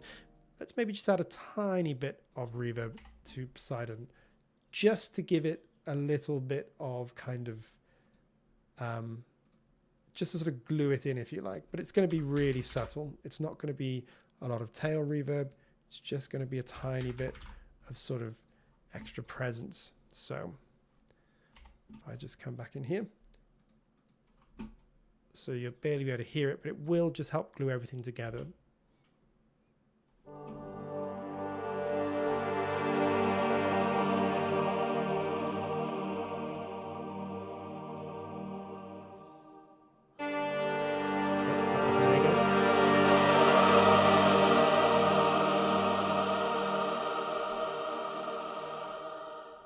Nice, so we're sort of building this up layer by layer.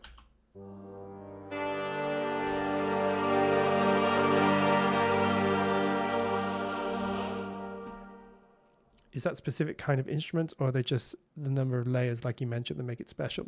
Or is it also playing skills? Good questions. Bit of a combination. And no, they're not recorded in Britain. They've been recorded in Budapest, but great players, really, really, really good players. And I think that makes a huge difference when it comes to recording samples. The energy of the players is so important. You know, it's, even though it's samples, it's not just a case of just play a note and it'll be fine. You need to capture the performances. You know, if the performance isn't there, a sample won't really sound like it's alive. And these samples sound alive to me. They sound great. Thank you, Simon. Yeah, and see you on the next one. Thank you for joining us. We're just going to keep going with these now. Yeah, so going back to what you were saying about, is it number of layers? Number of layers helps. The more number of layers, the more detail you have in terms of different dynamics. You don't necessarily always need lots and lots of different dynamic layers, but generally speaking, when you're doing certain things, you might want some more for some more kind of control. And as I said, those extra dynamic layers have really enabled us to capture the beautiful softer tone of the brass. All the brass stuff is there as well if you want it, but yeah, there is no warmer, more beautiful sound than the you know, just the sound of a brass playing in that kind of piano or low mezzo piano range. Sounds incredible. Yes, thanks, Simon, for joining us. The subscribe count doesn't work. It says 60, but YouTube says 76. Interesting. It could just be YouTube being a little bit slow or a little bit kind of inconsistent. Have to look into that and see what's going. Is it the specific kind of instruments, as you said, Cosmodium? It can be. I think the instruments here, as you can see, are sort of individuals, ensembles, the trumpets, the horns, the trombones, and the bass trombone. It's a pretty traditional cinematic ensemble, but maybe very slightly smaller. Sometimes they can come in threes, like 3 trumpets or 3 trombones. This is a beautiful, the A2 or 2 players playing together. It's just a beautiful sweet spot between it sounds big and rich and full. But you get a little bit more control and presence, a little bit more kind of nuance, I guess. Oh, guys, I see what you mean now. Yes, you're right. I totally forgot to change this on our thing. We don't need these. These don't account to us anymore. So let's take that off. Follower goals. There we go. It's gone. Yes, we were increasing our Twitch count, but that's no longer happening. Yeah, so just ignore what I had up there. Follow the YouTube. That's our new subscriber count. And that was just from our old Twitch days. But great, we've already got more subscribers on YouTube, and we've only just started, really, which is cool. So if you're following us, or if you're following the stream and you haven't subscribed yet, make sure you do, because there's going to be lots of cool stuff. Today we've just been noodling around with Poseidon, which is sounding great.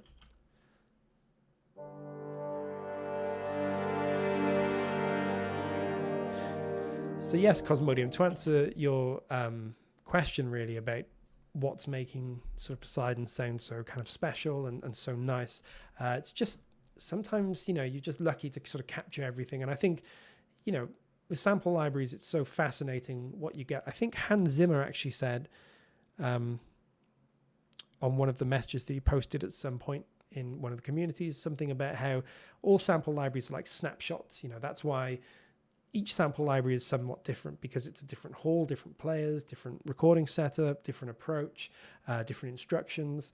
They all make a tiny bit of a difference. Even if you're essentially capturing the same thing, those tiny little differences will make for a different sound. And I think with Poseidon, truthfully, I think we just really got lucky with the way everything came together sound-wise. You capture performances, each one is a snapshot. Yeah, that's it. And that's so true about these samples, which is what makes them so great, because each time a new library comes out, there's something about it that you're not going to have, and then it's just whether it speaks to you as a composer. And what I'm loving about Poseidon, for me, it speaks to me as a composer, and a lot of other people have said the same thing, that they're really enjoying the sound of it and the sort of feel of it in their compositions. Yeah, so it's one of those interesting moments where, as soon as I heard Poseidon, because it's always really exciting. I'm really fortunate, obviously, to work with the team, and finally an instrument's ready and you get to play it, and you haven't really had a chance to play it. And when it finally lands and you download it and you sort of press the keys for the first time and you hear it, and then you just know instinctively, you get your reaction to it. And Poseidon was one of those where, as soon as I heard it, I got the kind of the goosebumps a little bit. I was like, yeah, this is don't quite have this in my template yet. And I've been searching for that sound. So yeah, Poseidon is definitely nailing it on the sound front. And then the sound design just adds a whole nother level to that as well.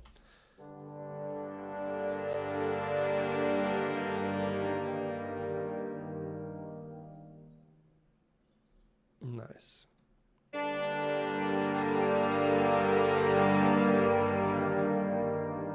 Name is also very apt.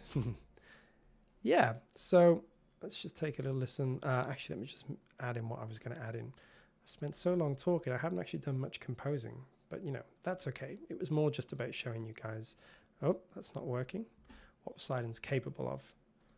Let's see what we have going on in my usual contact. Ignore. So many different technical hitches here. That's not what I wanted. This is where I'm loading up an old template and half it's not there anymore. Everything is moved. So you're now seeing just how disorganized I am. But that's okay. Hi Adam, can you help me understand once more sample start knob on all AI libraries?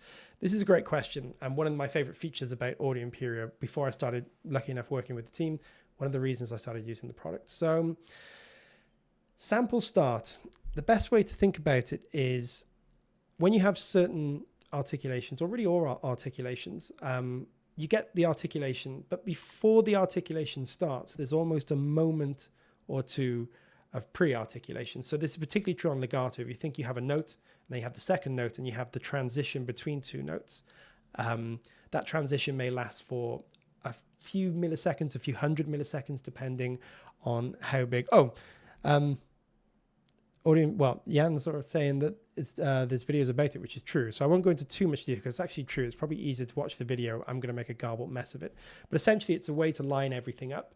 A lot of sample libraries have a bit of an issue where when you're trying to line things up on the grid, they don't line up, because everything is edited slightly differently and the transitions are slightly uneven, and that can mean that something starts just a tiny bit off the beat or a tiny bit before the beat, and you have to drag MIDI a tiny bit back or a tiny bit forward. What we have is a sample start feature, so everything has been edited very rigorously to a set point, and you can choose what that set point is. So I'll just show you here very quickly. You can see we can change the sample start. 125 is usually the default, but we can take it all the way to 250 or all the way to 0. And yeah, you can set it here, and then you can set the delay. For example, up in Cubase here, I can set a track delay of -125, but it could be anything. And then everything lines up. There's a slight pause before playback. Oh, here we go. So someone's posted about it. So if you want to watch the video, it's definitely worth watching. It'll give a lot better a technical detail than I would. But long story short, too long don't read. It's a way of making sure everything lines up really nicely and consistently on the grid. So you know when you trigger an articulation, that articulation hits at that moment. So if you've got a legato, you've got 2 notes, and you've got, let's say, one on beat 1 and one on beat 3, you know they're really going to line up really nicely on beat 1 and beat 3, and the transition is going to be really natural between them. Whereas sometimes with some other approaches, it can be a bit inconsistent. You have to drag things around and nothing quite lines up. So yeah, it's one of my favorite features because it ensures really good consistency. And I hope that sort of explains it a bit, but the video will explain it a lot more. Well, guys, we've been going for 2 hours and I've barely written any music here. But that's cool. I think we've done a good appraisal of what the library is capable of, which is my most sort of pressing concern, show you guys what this is capable of. And to be honest, it's always more important to talk to you guys than kind of write. I think that's really the strength of the community. Yeah, thank you for posting that. It's a much better explanation that I just given because it can be quite technical. But yeah, long story short, it's just a really nice way of making sure everything lines up. And I think Audio Imperia, again, I'm obviously a bit biased, but I think it has a really, really good approach to how that happens. No problem. I'm glad my garbled description made some sense at least. So let's see what we've got here. I'm just going to put this in.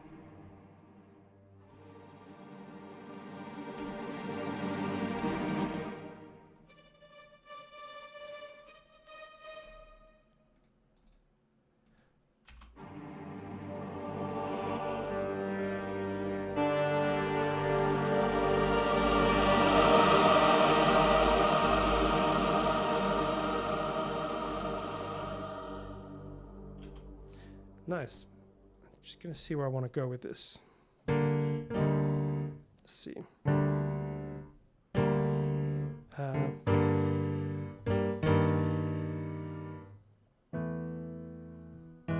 Do I want to do that?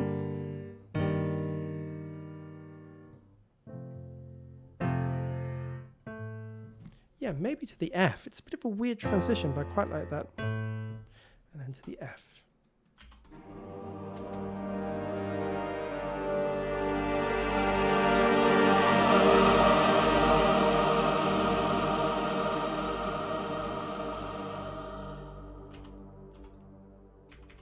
Bit of a weird one, but let's see if it works. Can I rough it in? Maybe an F sus2 here. We'll make this one.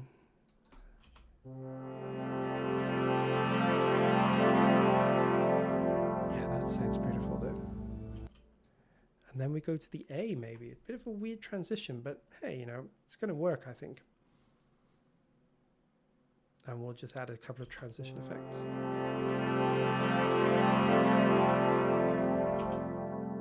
And then maybe we'll just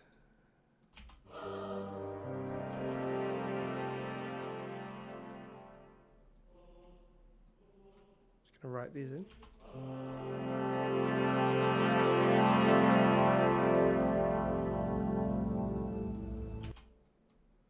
Yeah, I think that kind of works weirdly.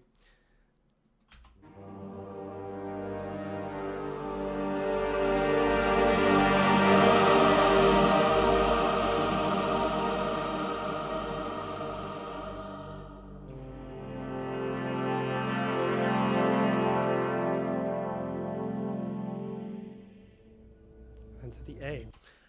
I kind of like that. It's a bit strange, but it's almost like a little pause. I'm always trying to think cinematically, and it's almost like you could imagine you've got the kind of studio logo or something.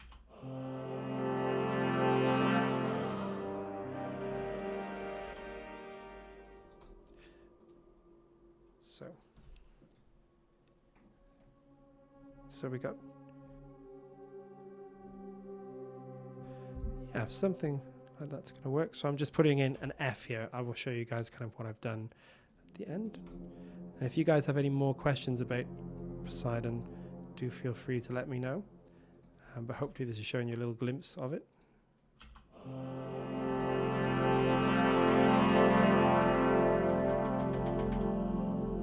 And then we would just start there.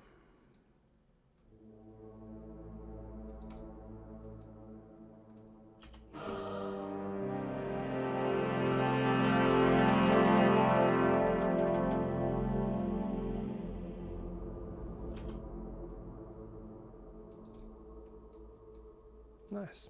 Okay. So I'm just going to add these in. I'm just going to copy and paste. Makes life easier. So I said, I've done this off the grid and pretty rough today, but it's kind of working, I think.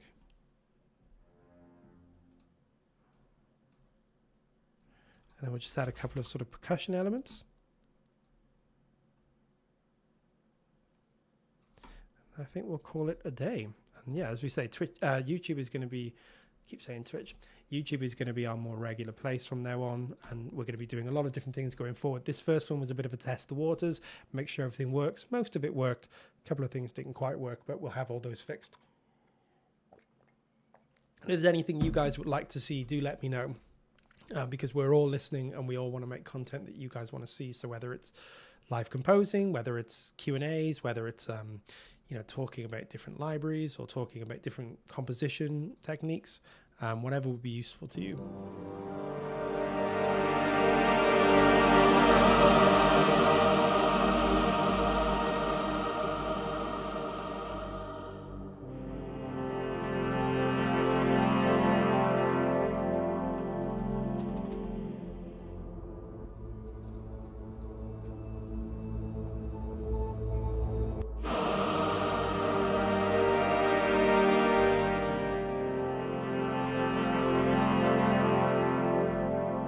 Nice. I'm just going to put the F on these bass trombones as well.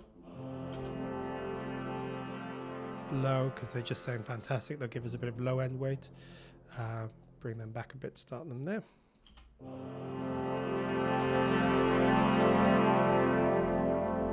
Let's just put them on the horns as well. The whole thing just sounds so good. I personally would love a camera over your keyboard. Get to show you make the magic potion.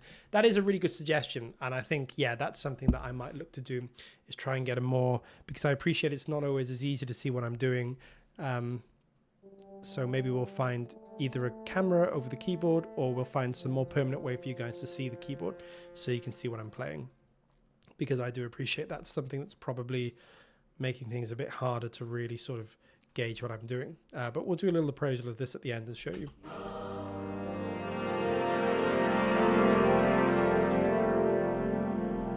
Yeah, I love those.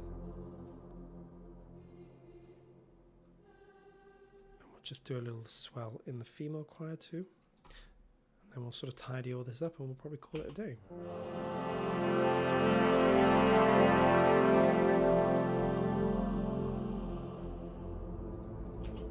We'll bring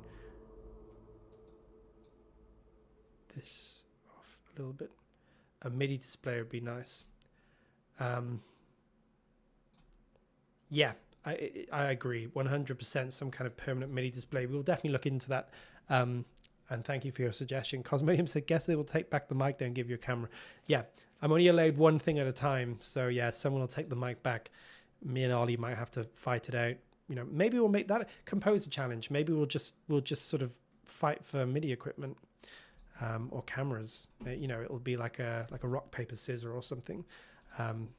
Maybe that's what we'll do. Composer equipment off. I'm just going to use some volume here to gently manipulate. Now this is actually going to come to life a little bit when we add some transitional elements. I feel like we need a...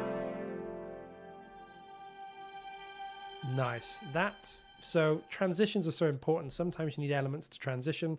I feel like this is one of them. We'll do some percussion ones as well.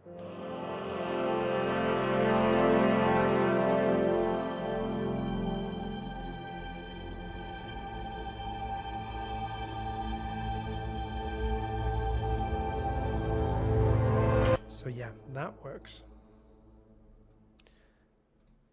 This is the thing, right? When things are not working, just keep adding cool stuff until it works.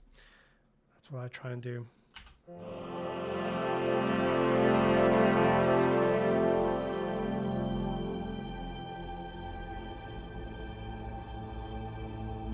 I really like that now. This sounds more cinematic with that. And we'll maybe just sort of fade that out right into that next section.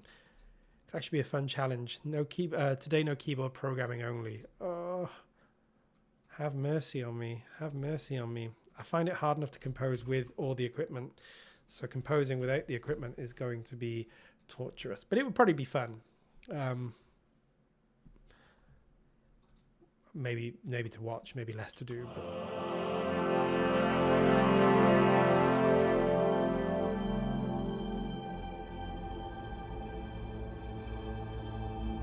Oh god, that must have been tough. Nice. So I actually think we can make...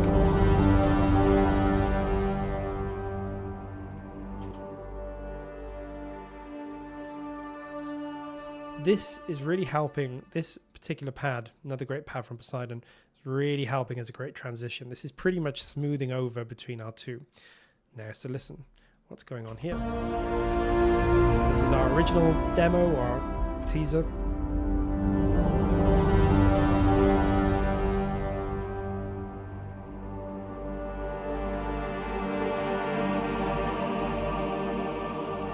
I can actually bring that in way earlier, I think. Not quite as loud. I like Audio Imperia does more challenges than any other library maker. Yeah, I think it's cool, good fun. Definitely something that we're going to be doing a lot more of. It's good to compose, right? And it's good to, you know, just go through the warts and all process. I'm looking forward to expanding the challenges out, getting other people involved.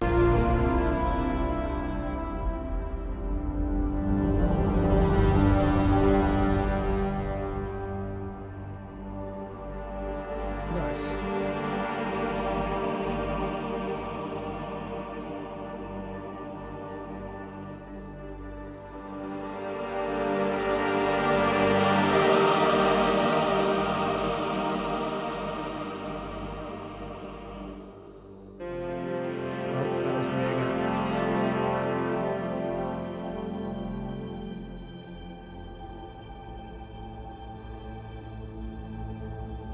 Yeah, it kind of works. Bit of a funky transition, but it kind of works. Just a few more elements I think will be there. Alright, almost exclusive by program because I have no space for a keyboard.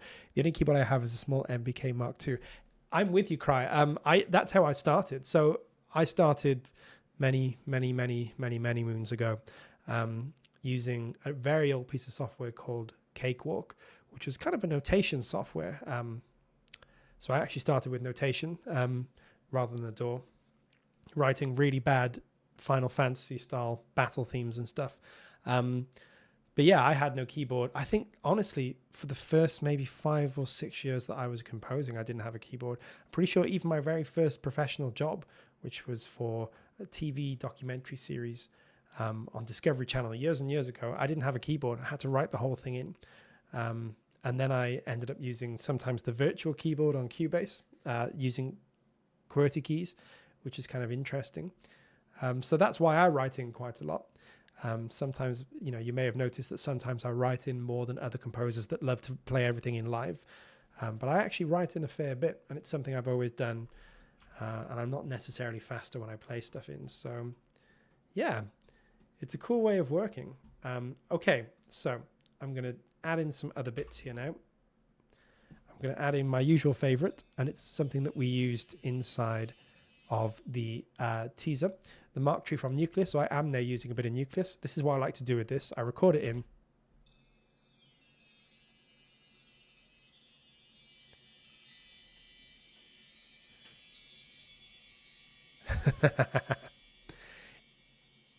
It's all true. Yeah, I did have a dial-up. I remember the days of 56.6, the fastest you could get on a phone line, and having to wait about 62 hours for like a 15 megabyte download. Fun times. It was painful, but also fun. I'm going to let you guys into a secret. Years and years ago, I tried to download. I had a copy of Legend of Zelda, but it wouldn't work. And then I read that you could download the emulator and the ROM, and it was all legal because you owned the copy. So I tried to download it. But back then, downloading, I think it was 30 megabytes, took honestly 3 or 4 days. And I only had 2 hours of internet at a time. This is when you used to get cut off after 2 hours. And I could never get it to work. I never did download it. And it got 89% of the way there. And I used to use an old program called GetRight, which could help you when you paused or canceled the download, you could restart it, which is obviously common now, but back then was mind-blowing. And it got to 89%, and GetRight didn't want to work anymore. And I nearly cried. It's quite embarrassing because I was probably about 15 at the time. The 2-hour cutoff time, yeah. And then I'd have to beg my parents, can we just have 2 more hours? And they'd say, no, we're expecting a phone call from your nan. And I'd say, no, I need 2 more hours. I'm almost done with Ocarina of Time. And yeah, good days, but also not good days because you had to wait. Well, and this was the days, I'm saying like an old man now, old man yelling at cloud, the days when sample libraries used to come 60 days after you ordered them or something on many DVDs. And you couldn't just play the thing that you ordered. You had to order it and wait like 6 weeks or something. We're so old. We're so old. So old. But it's true. Yeah, I remember that time. So I'm going back to being less old, I'm using Nucleus's Mark Tree as a transitional element here. It's just going to help seal the deal.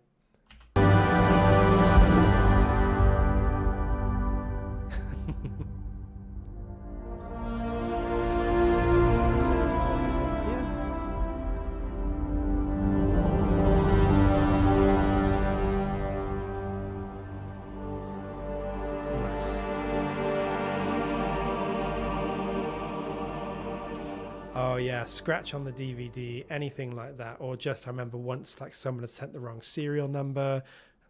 That took ages to resolve. The days when people were talented and made great stuff, what they have. Nowadays we buy too many things that we can make. Yeah, it was definitely a time when you couldn't go buying too much. There just wasn't, I mean, I didn't have the space. I remember having a hard drive with 30 gigs and I thought, that was like my 3rd hard drive. And I was like, I'll never need another hard drive. 30 gigs. Who's ever going to need more than 30 gigs? Little did I know. I'm pretty sure that Bill Gates, we were talking about Bill Gates earlier, and I think Bill Gates once said 256 kilobytes of RAM is enough for anyone. It's one of his famous quotes. Or maybe it was 4 megabytes or 24, I can't remember, but it was not a lot of RAM. I have to look at the quotes.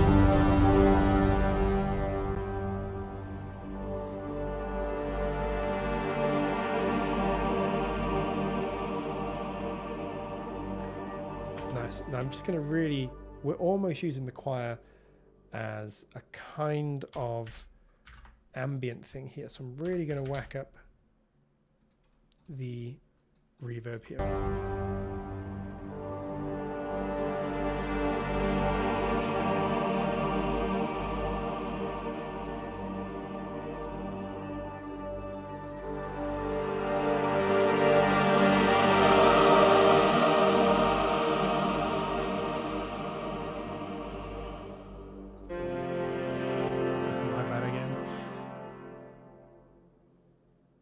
Just gonna wait for this to save.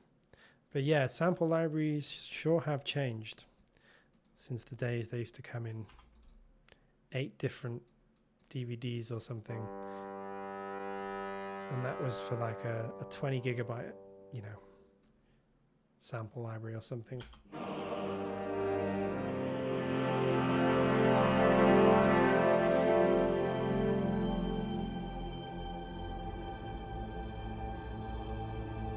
Really love that synth. I think it just works so nicely. Like it's really cinematic holding that G over the A. Okay, I think we're going to be almost done with this. Like I said, it's just been a chance to show you some of the library, so we won't worry too much about the composition. This was just a little transitional section, but just showing you guys sort of what the library sounds like, and its key feature, which are the waves. It also has great core articulations, great sound design. I'm using a lot of the sound design, but I think the waves are where it really shines.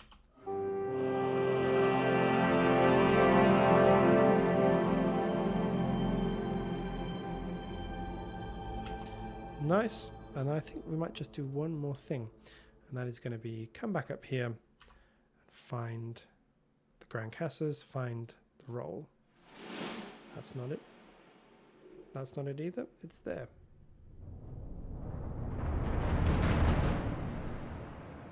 I actually already have a lot of reverb on that, but I actually quite like that. So let me show you what I'm going to do.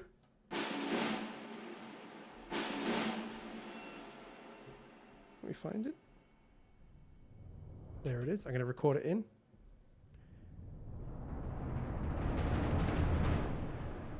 A tamatone, without doubt, our most deeply sampled and just probably the most important contribution to sampling that I think we've made. It's so beautiful. I haven't put it in my library yet, in my template. I just haven't been able to bring myself to do it. Just sounds so majestic, so wonderful. It's actually a really good little automaton. I have used it once or twice, weirdly enough.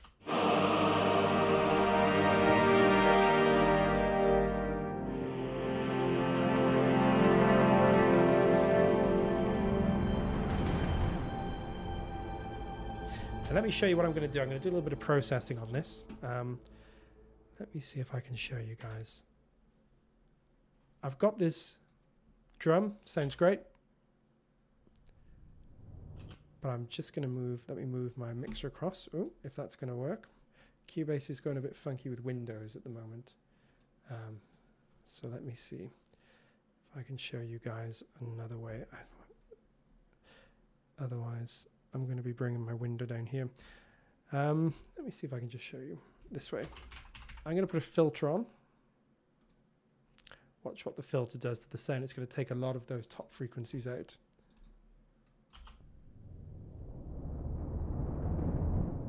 So it sounds much more distant now.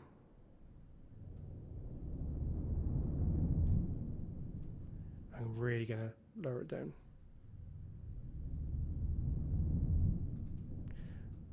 Hey Hans, so was the question in regards to AI versus external reverb. And I'm not sure, I think we did cover it, but just in case we didn't, I think, so I personally, just talking totally personally, I use external reverb most of the time, just because it makes things easier when you're working on like a film score or a trailer or something. But the onboard reverb is great. I love the sound of it. Sometimes when I know that I've got everything dialed in, I'll just use the onboard reverb because it's nice and easy and kind of resource light, and it sounds great, and it's been designed to work with the libraries. But if you want a bit more control or to work a little bit faster in terms of a bigger template workflow, I would normally use external reverb just because it's easier to send things to external reverb. Let me kind of show you what I mean. Oh, here we go. I can just show you like this. This is much better. So, for example, if I wanted to add all the reverb to the different instances here, let's say my timpani, atonal, percussion, I would have to go to the timpani. I'd have to turn the reverb on, set it where I want. Let's say I've wanted it here.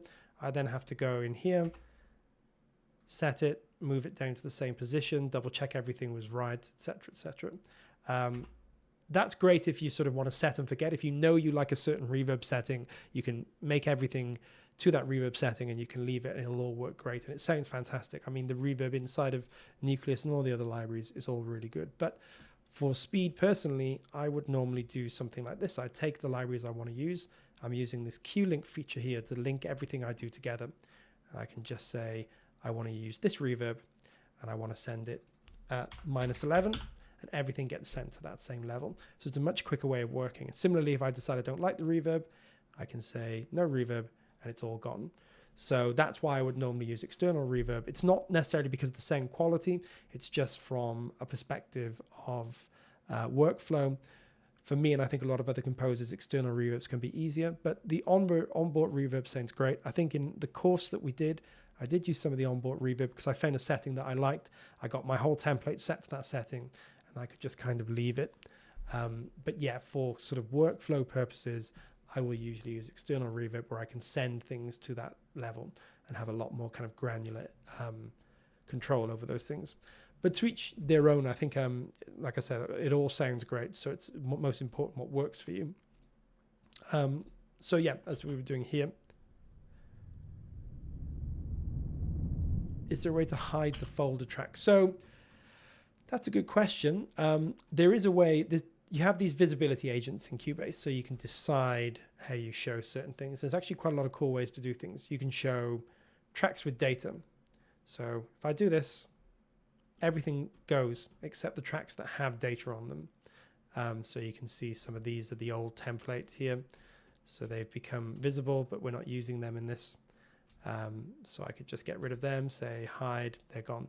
So these are the tracks that we're using for this.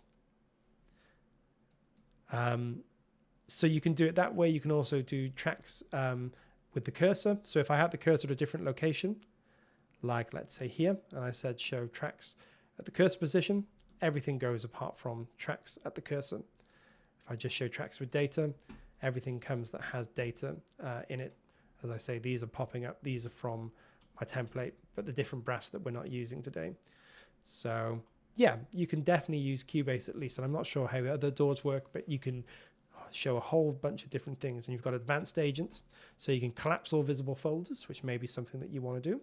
And that will just close all the folders up, which is kind of what we've done here for the most part. So yeah, there's different ways to display things. Will AI ever release some DAW-specific templates for their libraries? It's a good question. It may be something that we could look into.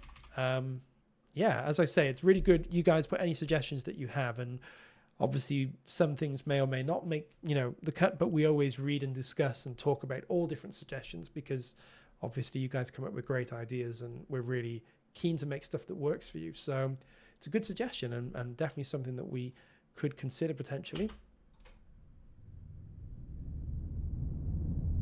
So as you can see, what I'm doing here is I'm cutting all the low end, all the high end here. So here's without the filter and with, just sounds a lot beefier.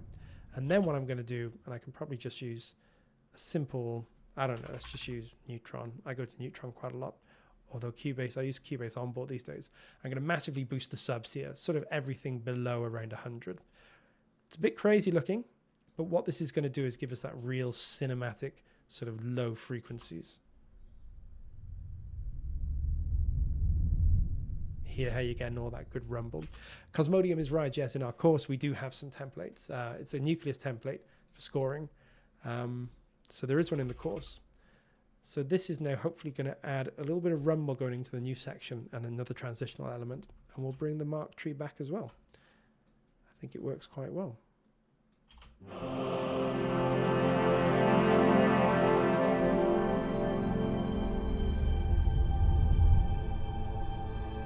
See how that's just given us this really cinematic rumble.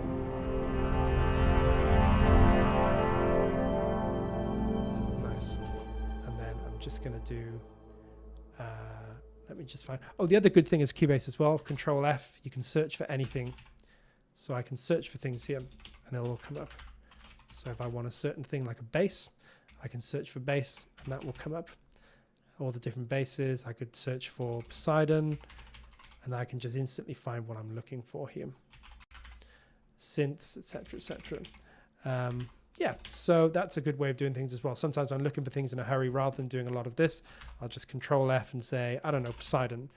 I want to see the trumpets. There they are, and they appear. Or if they're there, they'll take me to them. So that's really handy as well, the Control F search feature. Really like that.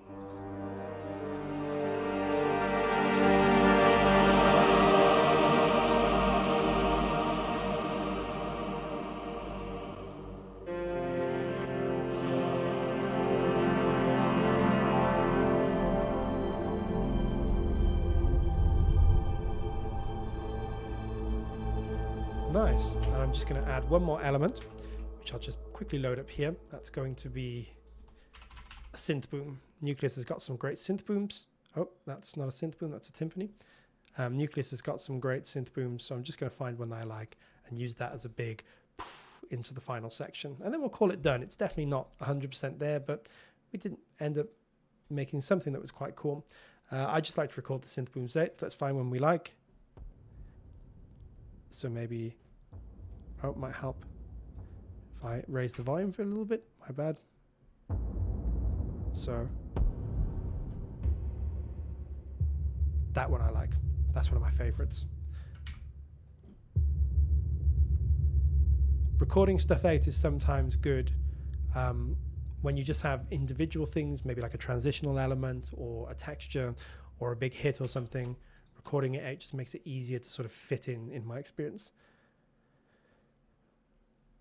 Between every light and full version, are the mic positions the only difference? For example, Dolce. No, there's a few other things that are not there, but most of it is certainly there, minus the mic positions and some of the slightly more sort of pro features, I suppose you might call them. But I mean, the light versions are just fantastic. You know, I used Dolce Light and Array Light loads because there's so much good stuff in there. If I want a little bit more control or some of the extra articulations, I do go to the pro versions too. My stream code, not sure if you answered Adam. Etudes, let me just go back and find what you said. Was it in relation, I think, to maybe Flourish? And that's a good question. I think it was in relation to Flourish. Is that right? Was it going to be more Flourish libraries? You might have to tell me again because it looks like it's disappeared, unfortunately. But if it was, I don't know is the honest answer to what's going to happen with the future of different products. Yeah, I'm not sure whether someone else has more knowledge. I'm just a lowly composer, but I don't think there are any plans to do any more with Flourish. But we have so many different things going on, so many different ideas, so many different sort of cool stuff on the go. We're always looking at different things. And again, it's one of those things, obviously, if you guys have any suggestions, anything you like, anything you want to see more of, we always take those things on board. Yes, you do.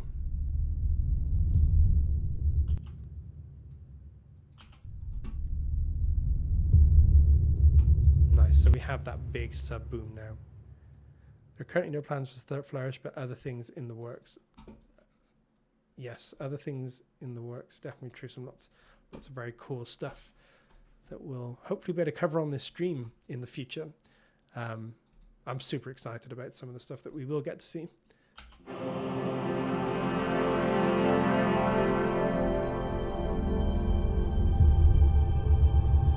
Nice. Yeah. So we sort of stitch these two together. It's not 100% perfect, and I've got a few MIDI things to do, but kind of works. Let me show you. Let me go back. Let's play the whole thing. This is the original teaser trailer music.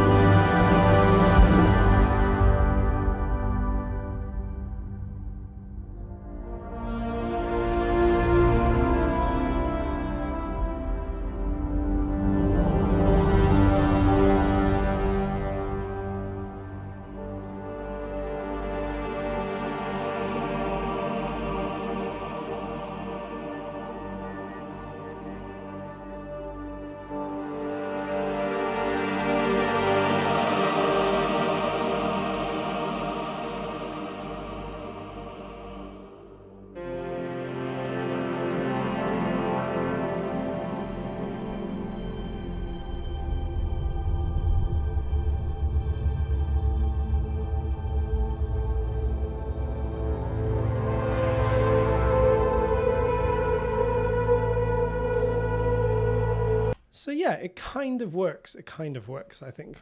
And we'll just listen to the rest of it give you guys a good idea of what Poseidon can do when it's all kind of mixed and orchestrated properly, because this piece is a finished piece.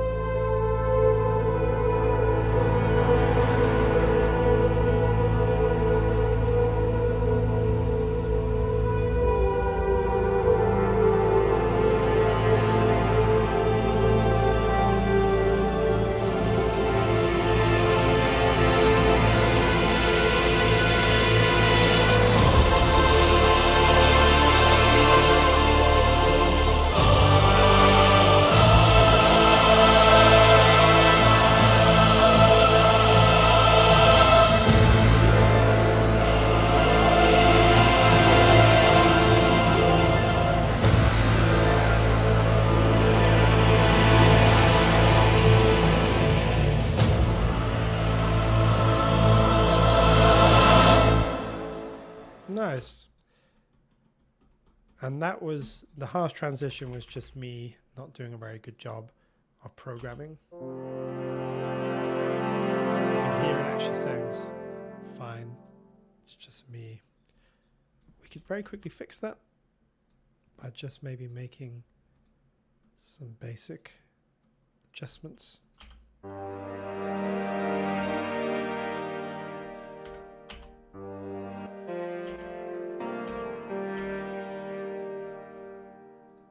Just going to make some gentle sort of wave motions here just to give it a bit more. And I'm just doing this being lazy with the volume.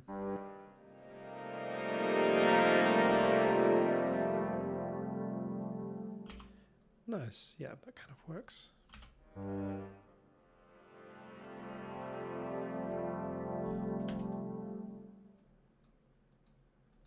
Just sort of helping things along with some of the volume changes here. Don't go too crazy there.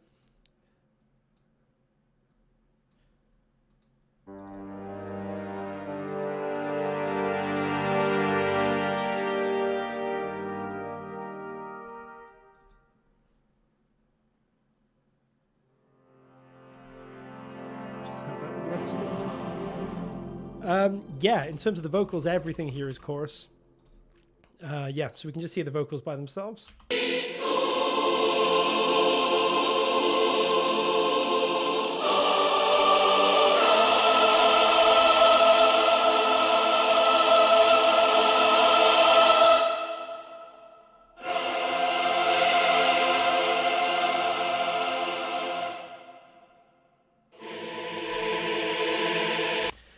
Chorus is fantastic, yeah. Like I said, it has everything. It has these big energetics.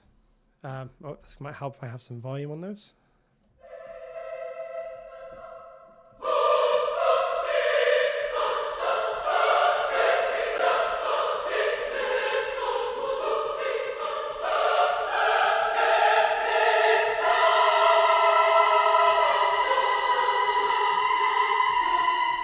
Sounds great. Beautiful slow syllables if you want something a little bit more.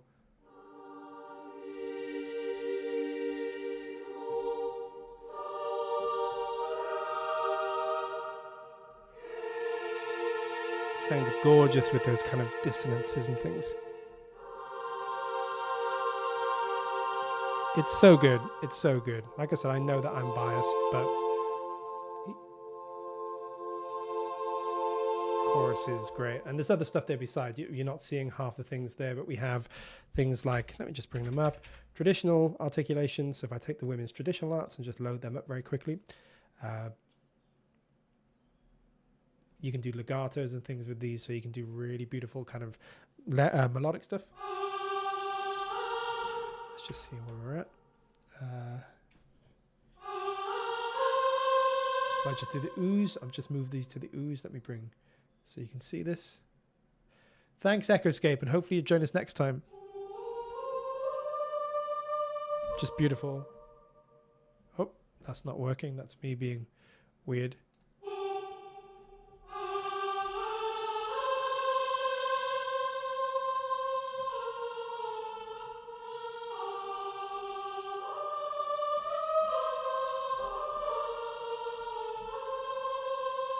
Just beautiful.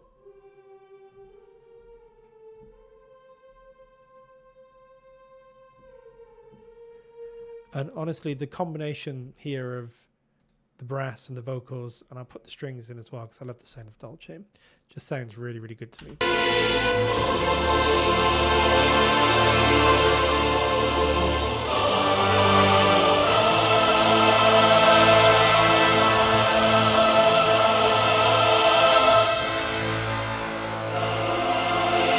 Just all beautiful sounding libraries. They work really well together. Loads and loads of different articulations. And I've hyped these up a bit in the kind of mastering and the mixing. So they sounded maybe a little bit more hyped than out of the box, but that was just the kind of tone that I was going for. But yeah, they sound beautiful to me. So yeah, we sort of linked these together. As I said, I would definitely do more work if I was sort of finishing this off. But this was just a little kind of demo of Poseidon today.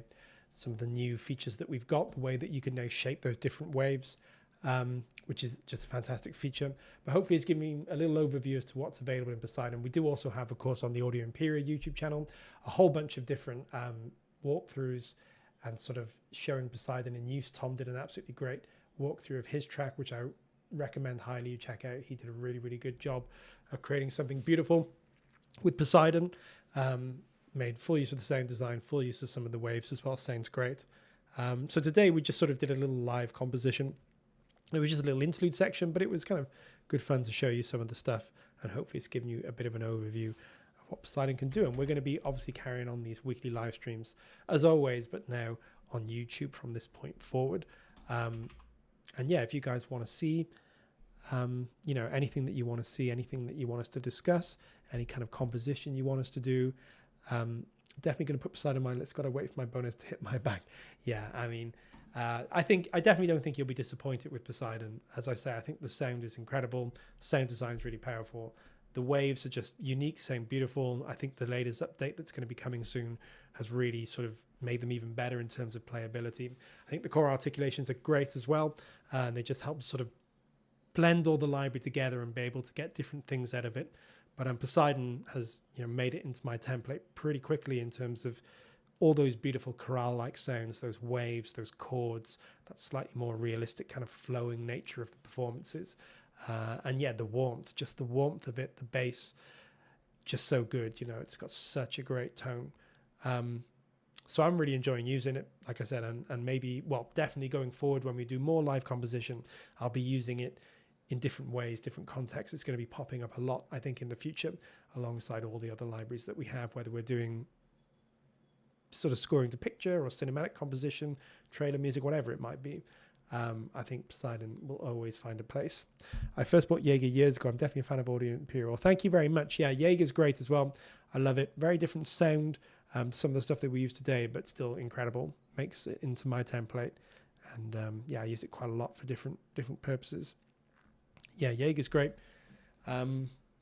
Yeah, so it's just been a little overview of Poseidon. We'll head back to Just Chatting in a minute, even though there won't be any chat in the Just Chatting, but you'll still be able to see it on the live chat. And then we'll wrap up our first YouTube live stream. As I said, we've been doing this for a while, but this has been the first on YouTube.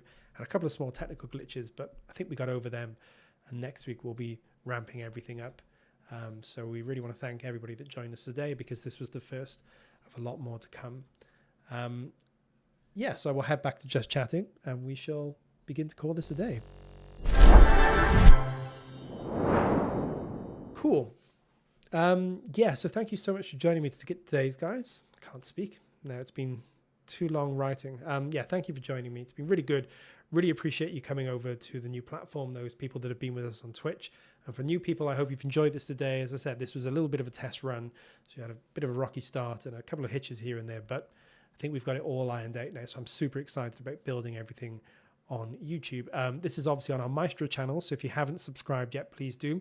Obviously also subscribe to the Audio Imperia channel as well if you want to. There's loads of great stuff about the different products on there, including Poseidon. I will be back next Tuesday. And I'll be back for the foreseeable on Tuesdays, and it will always be on YouTube now. So yeah, it's going to be really good fun. Like I said, in the meantime, if there's anything that you would like to see or like us to cover, do let us know. We also have a Discord community. You can find that in the description of the videos that we put on the Maestro channel. So you can feel free to join us on the Discord community. That's growing as well. We've got a lot of cool stuff happening there. Yeah, I agree, Jonathan. Thank you so much for joining us. As I say, it's been great to sort of launch our YouTube presence, and this is going to be where we're based from now on. I just hopped on different servers and groups to share this channel. I hope more will join. Thank you so much, Cosmodium. We really appreciate all the support and sort of trying to get everybody into the community. As I said, I think this is the first day of our growth towards a bigger and more flourishing and more, diverse community of composers. As I keep saying, it's true. Like, I've been hearing the stuff you guys have been doing on our Discord community, and it's just so good to hear the different styles, the different approaches, the way you guys use those instruments. And yeah, hopefully we'll be hearing Poseidon in some of those things as well, because it'd be great to see what you guys do with a library like Poseidon. As I say, I think it's really powerful. Sounds great. Loads of cool stuff. And yes, Jonathan, thank you for being on board today and jumping in with all the tech stuff that I'm not clever enough to answer. So I hope, it's been really good fun. And as I say, every Tuesday, 4 p.m. UK time, that's 8 a.m. on the west coast of the US at the moment. Things do change a little bit, but we're back on our normal 4 p.m. UK, 8 a.m. West Coast. Thank you so much for joining me, guys. I shall call it a day for now, and I shall see you next Tuesday on YouTube. And keep checking the channel, because there will be more shorts, more videos, more cool stuff getting uploaded over the coming days and weeks. So I'm really excited to share all that stuff with you. Thank you, Cosmodium, as always, for joining us. Yeah, it was a bit of a longer one, and I'm surprised it went on for as long as it did, but that's just because I was having so much fun. Hope you guys were as well. So I will call it a day and say thank you, and see you guys next week. Take care.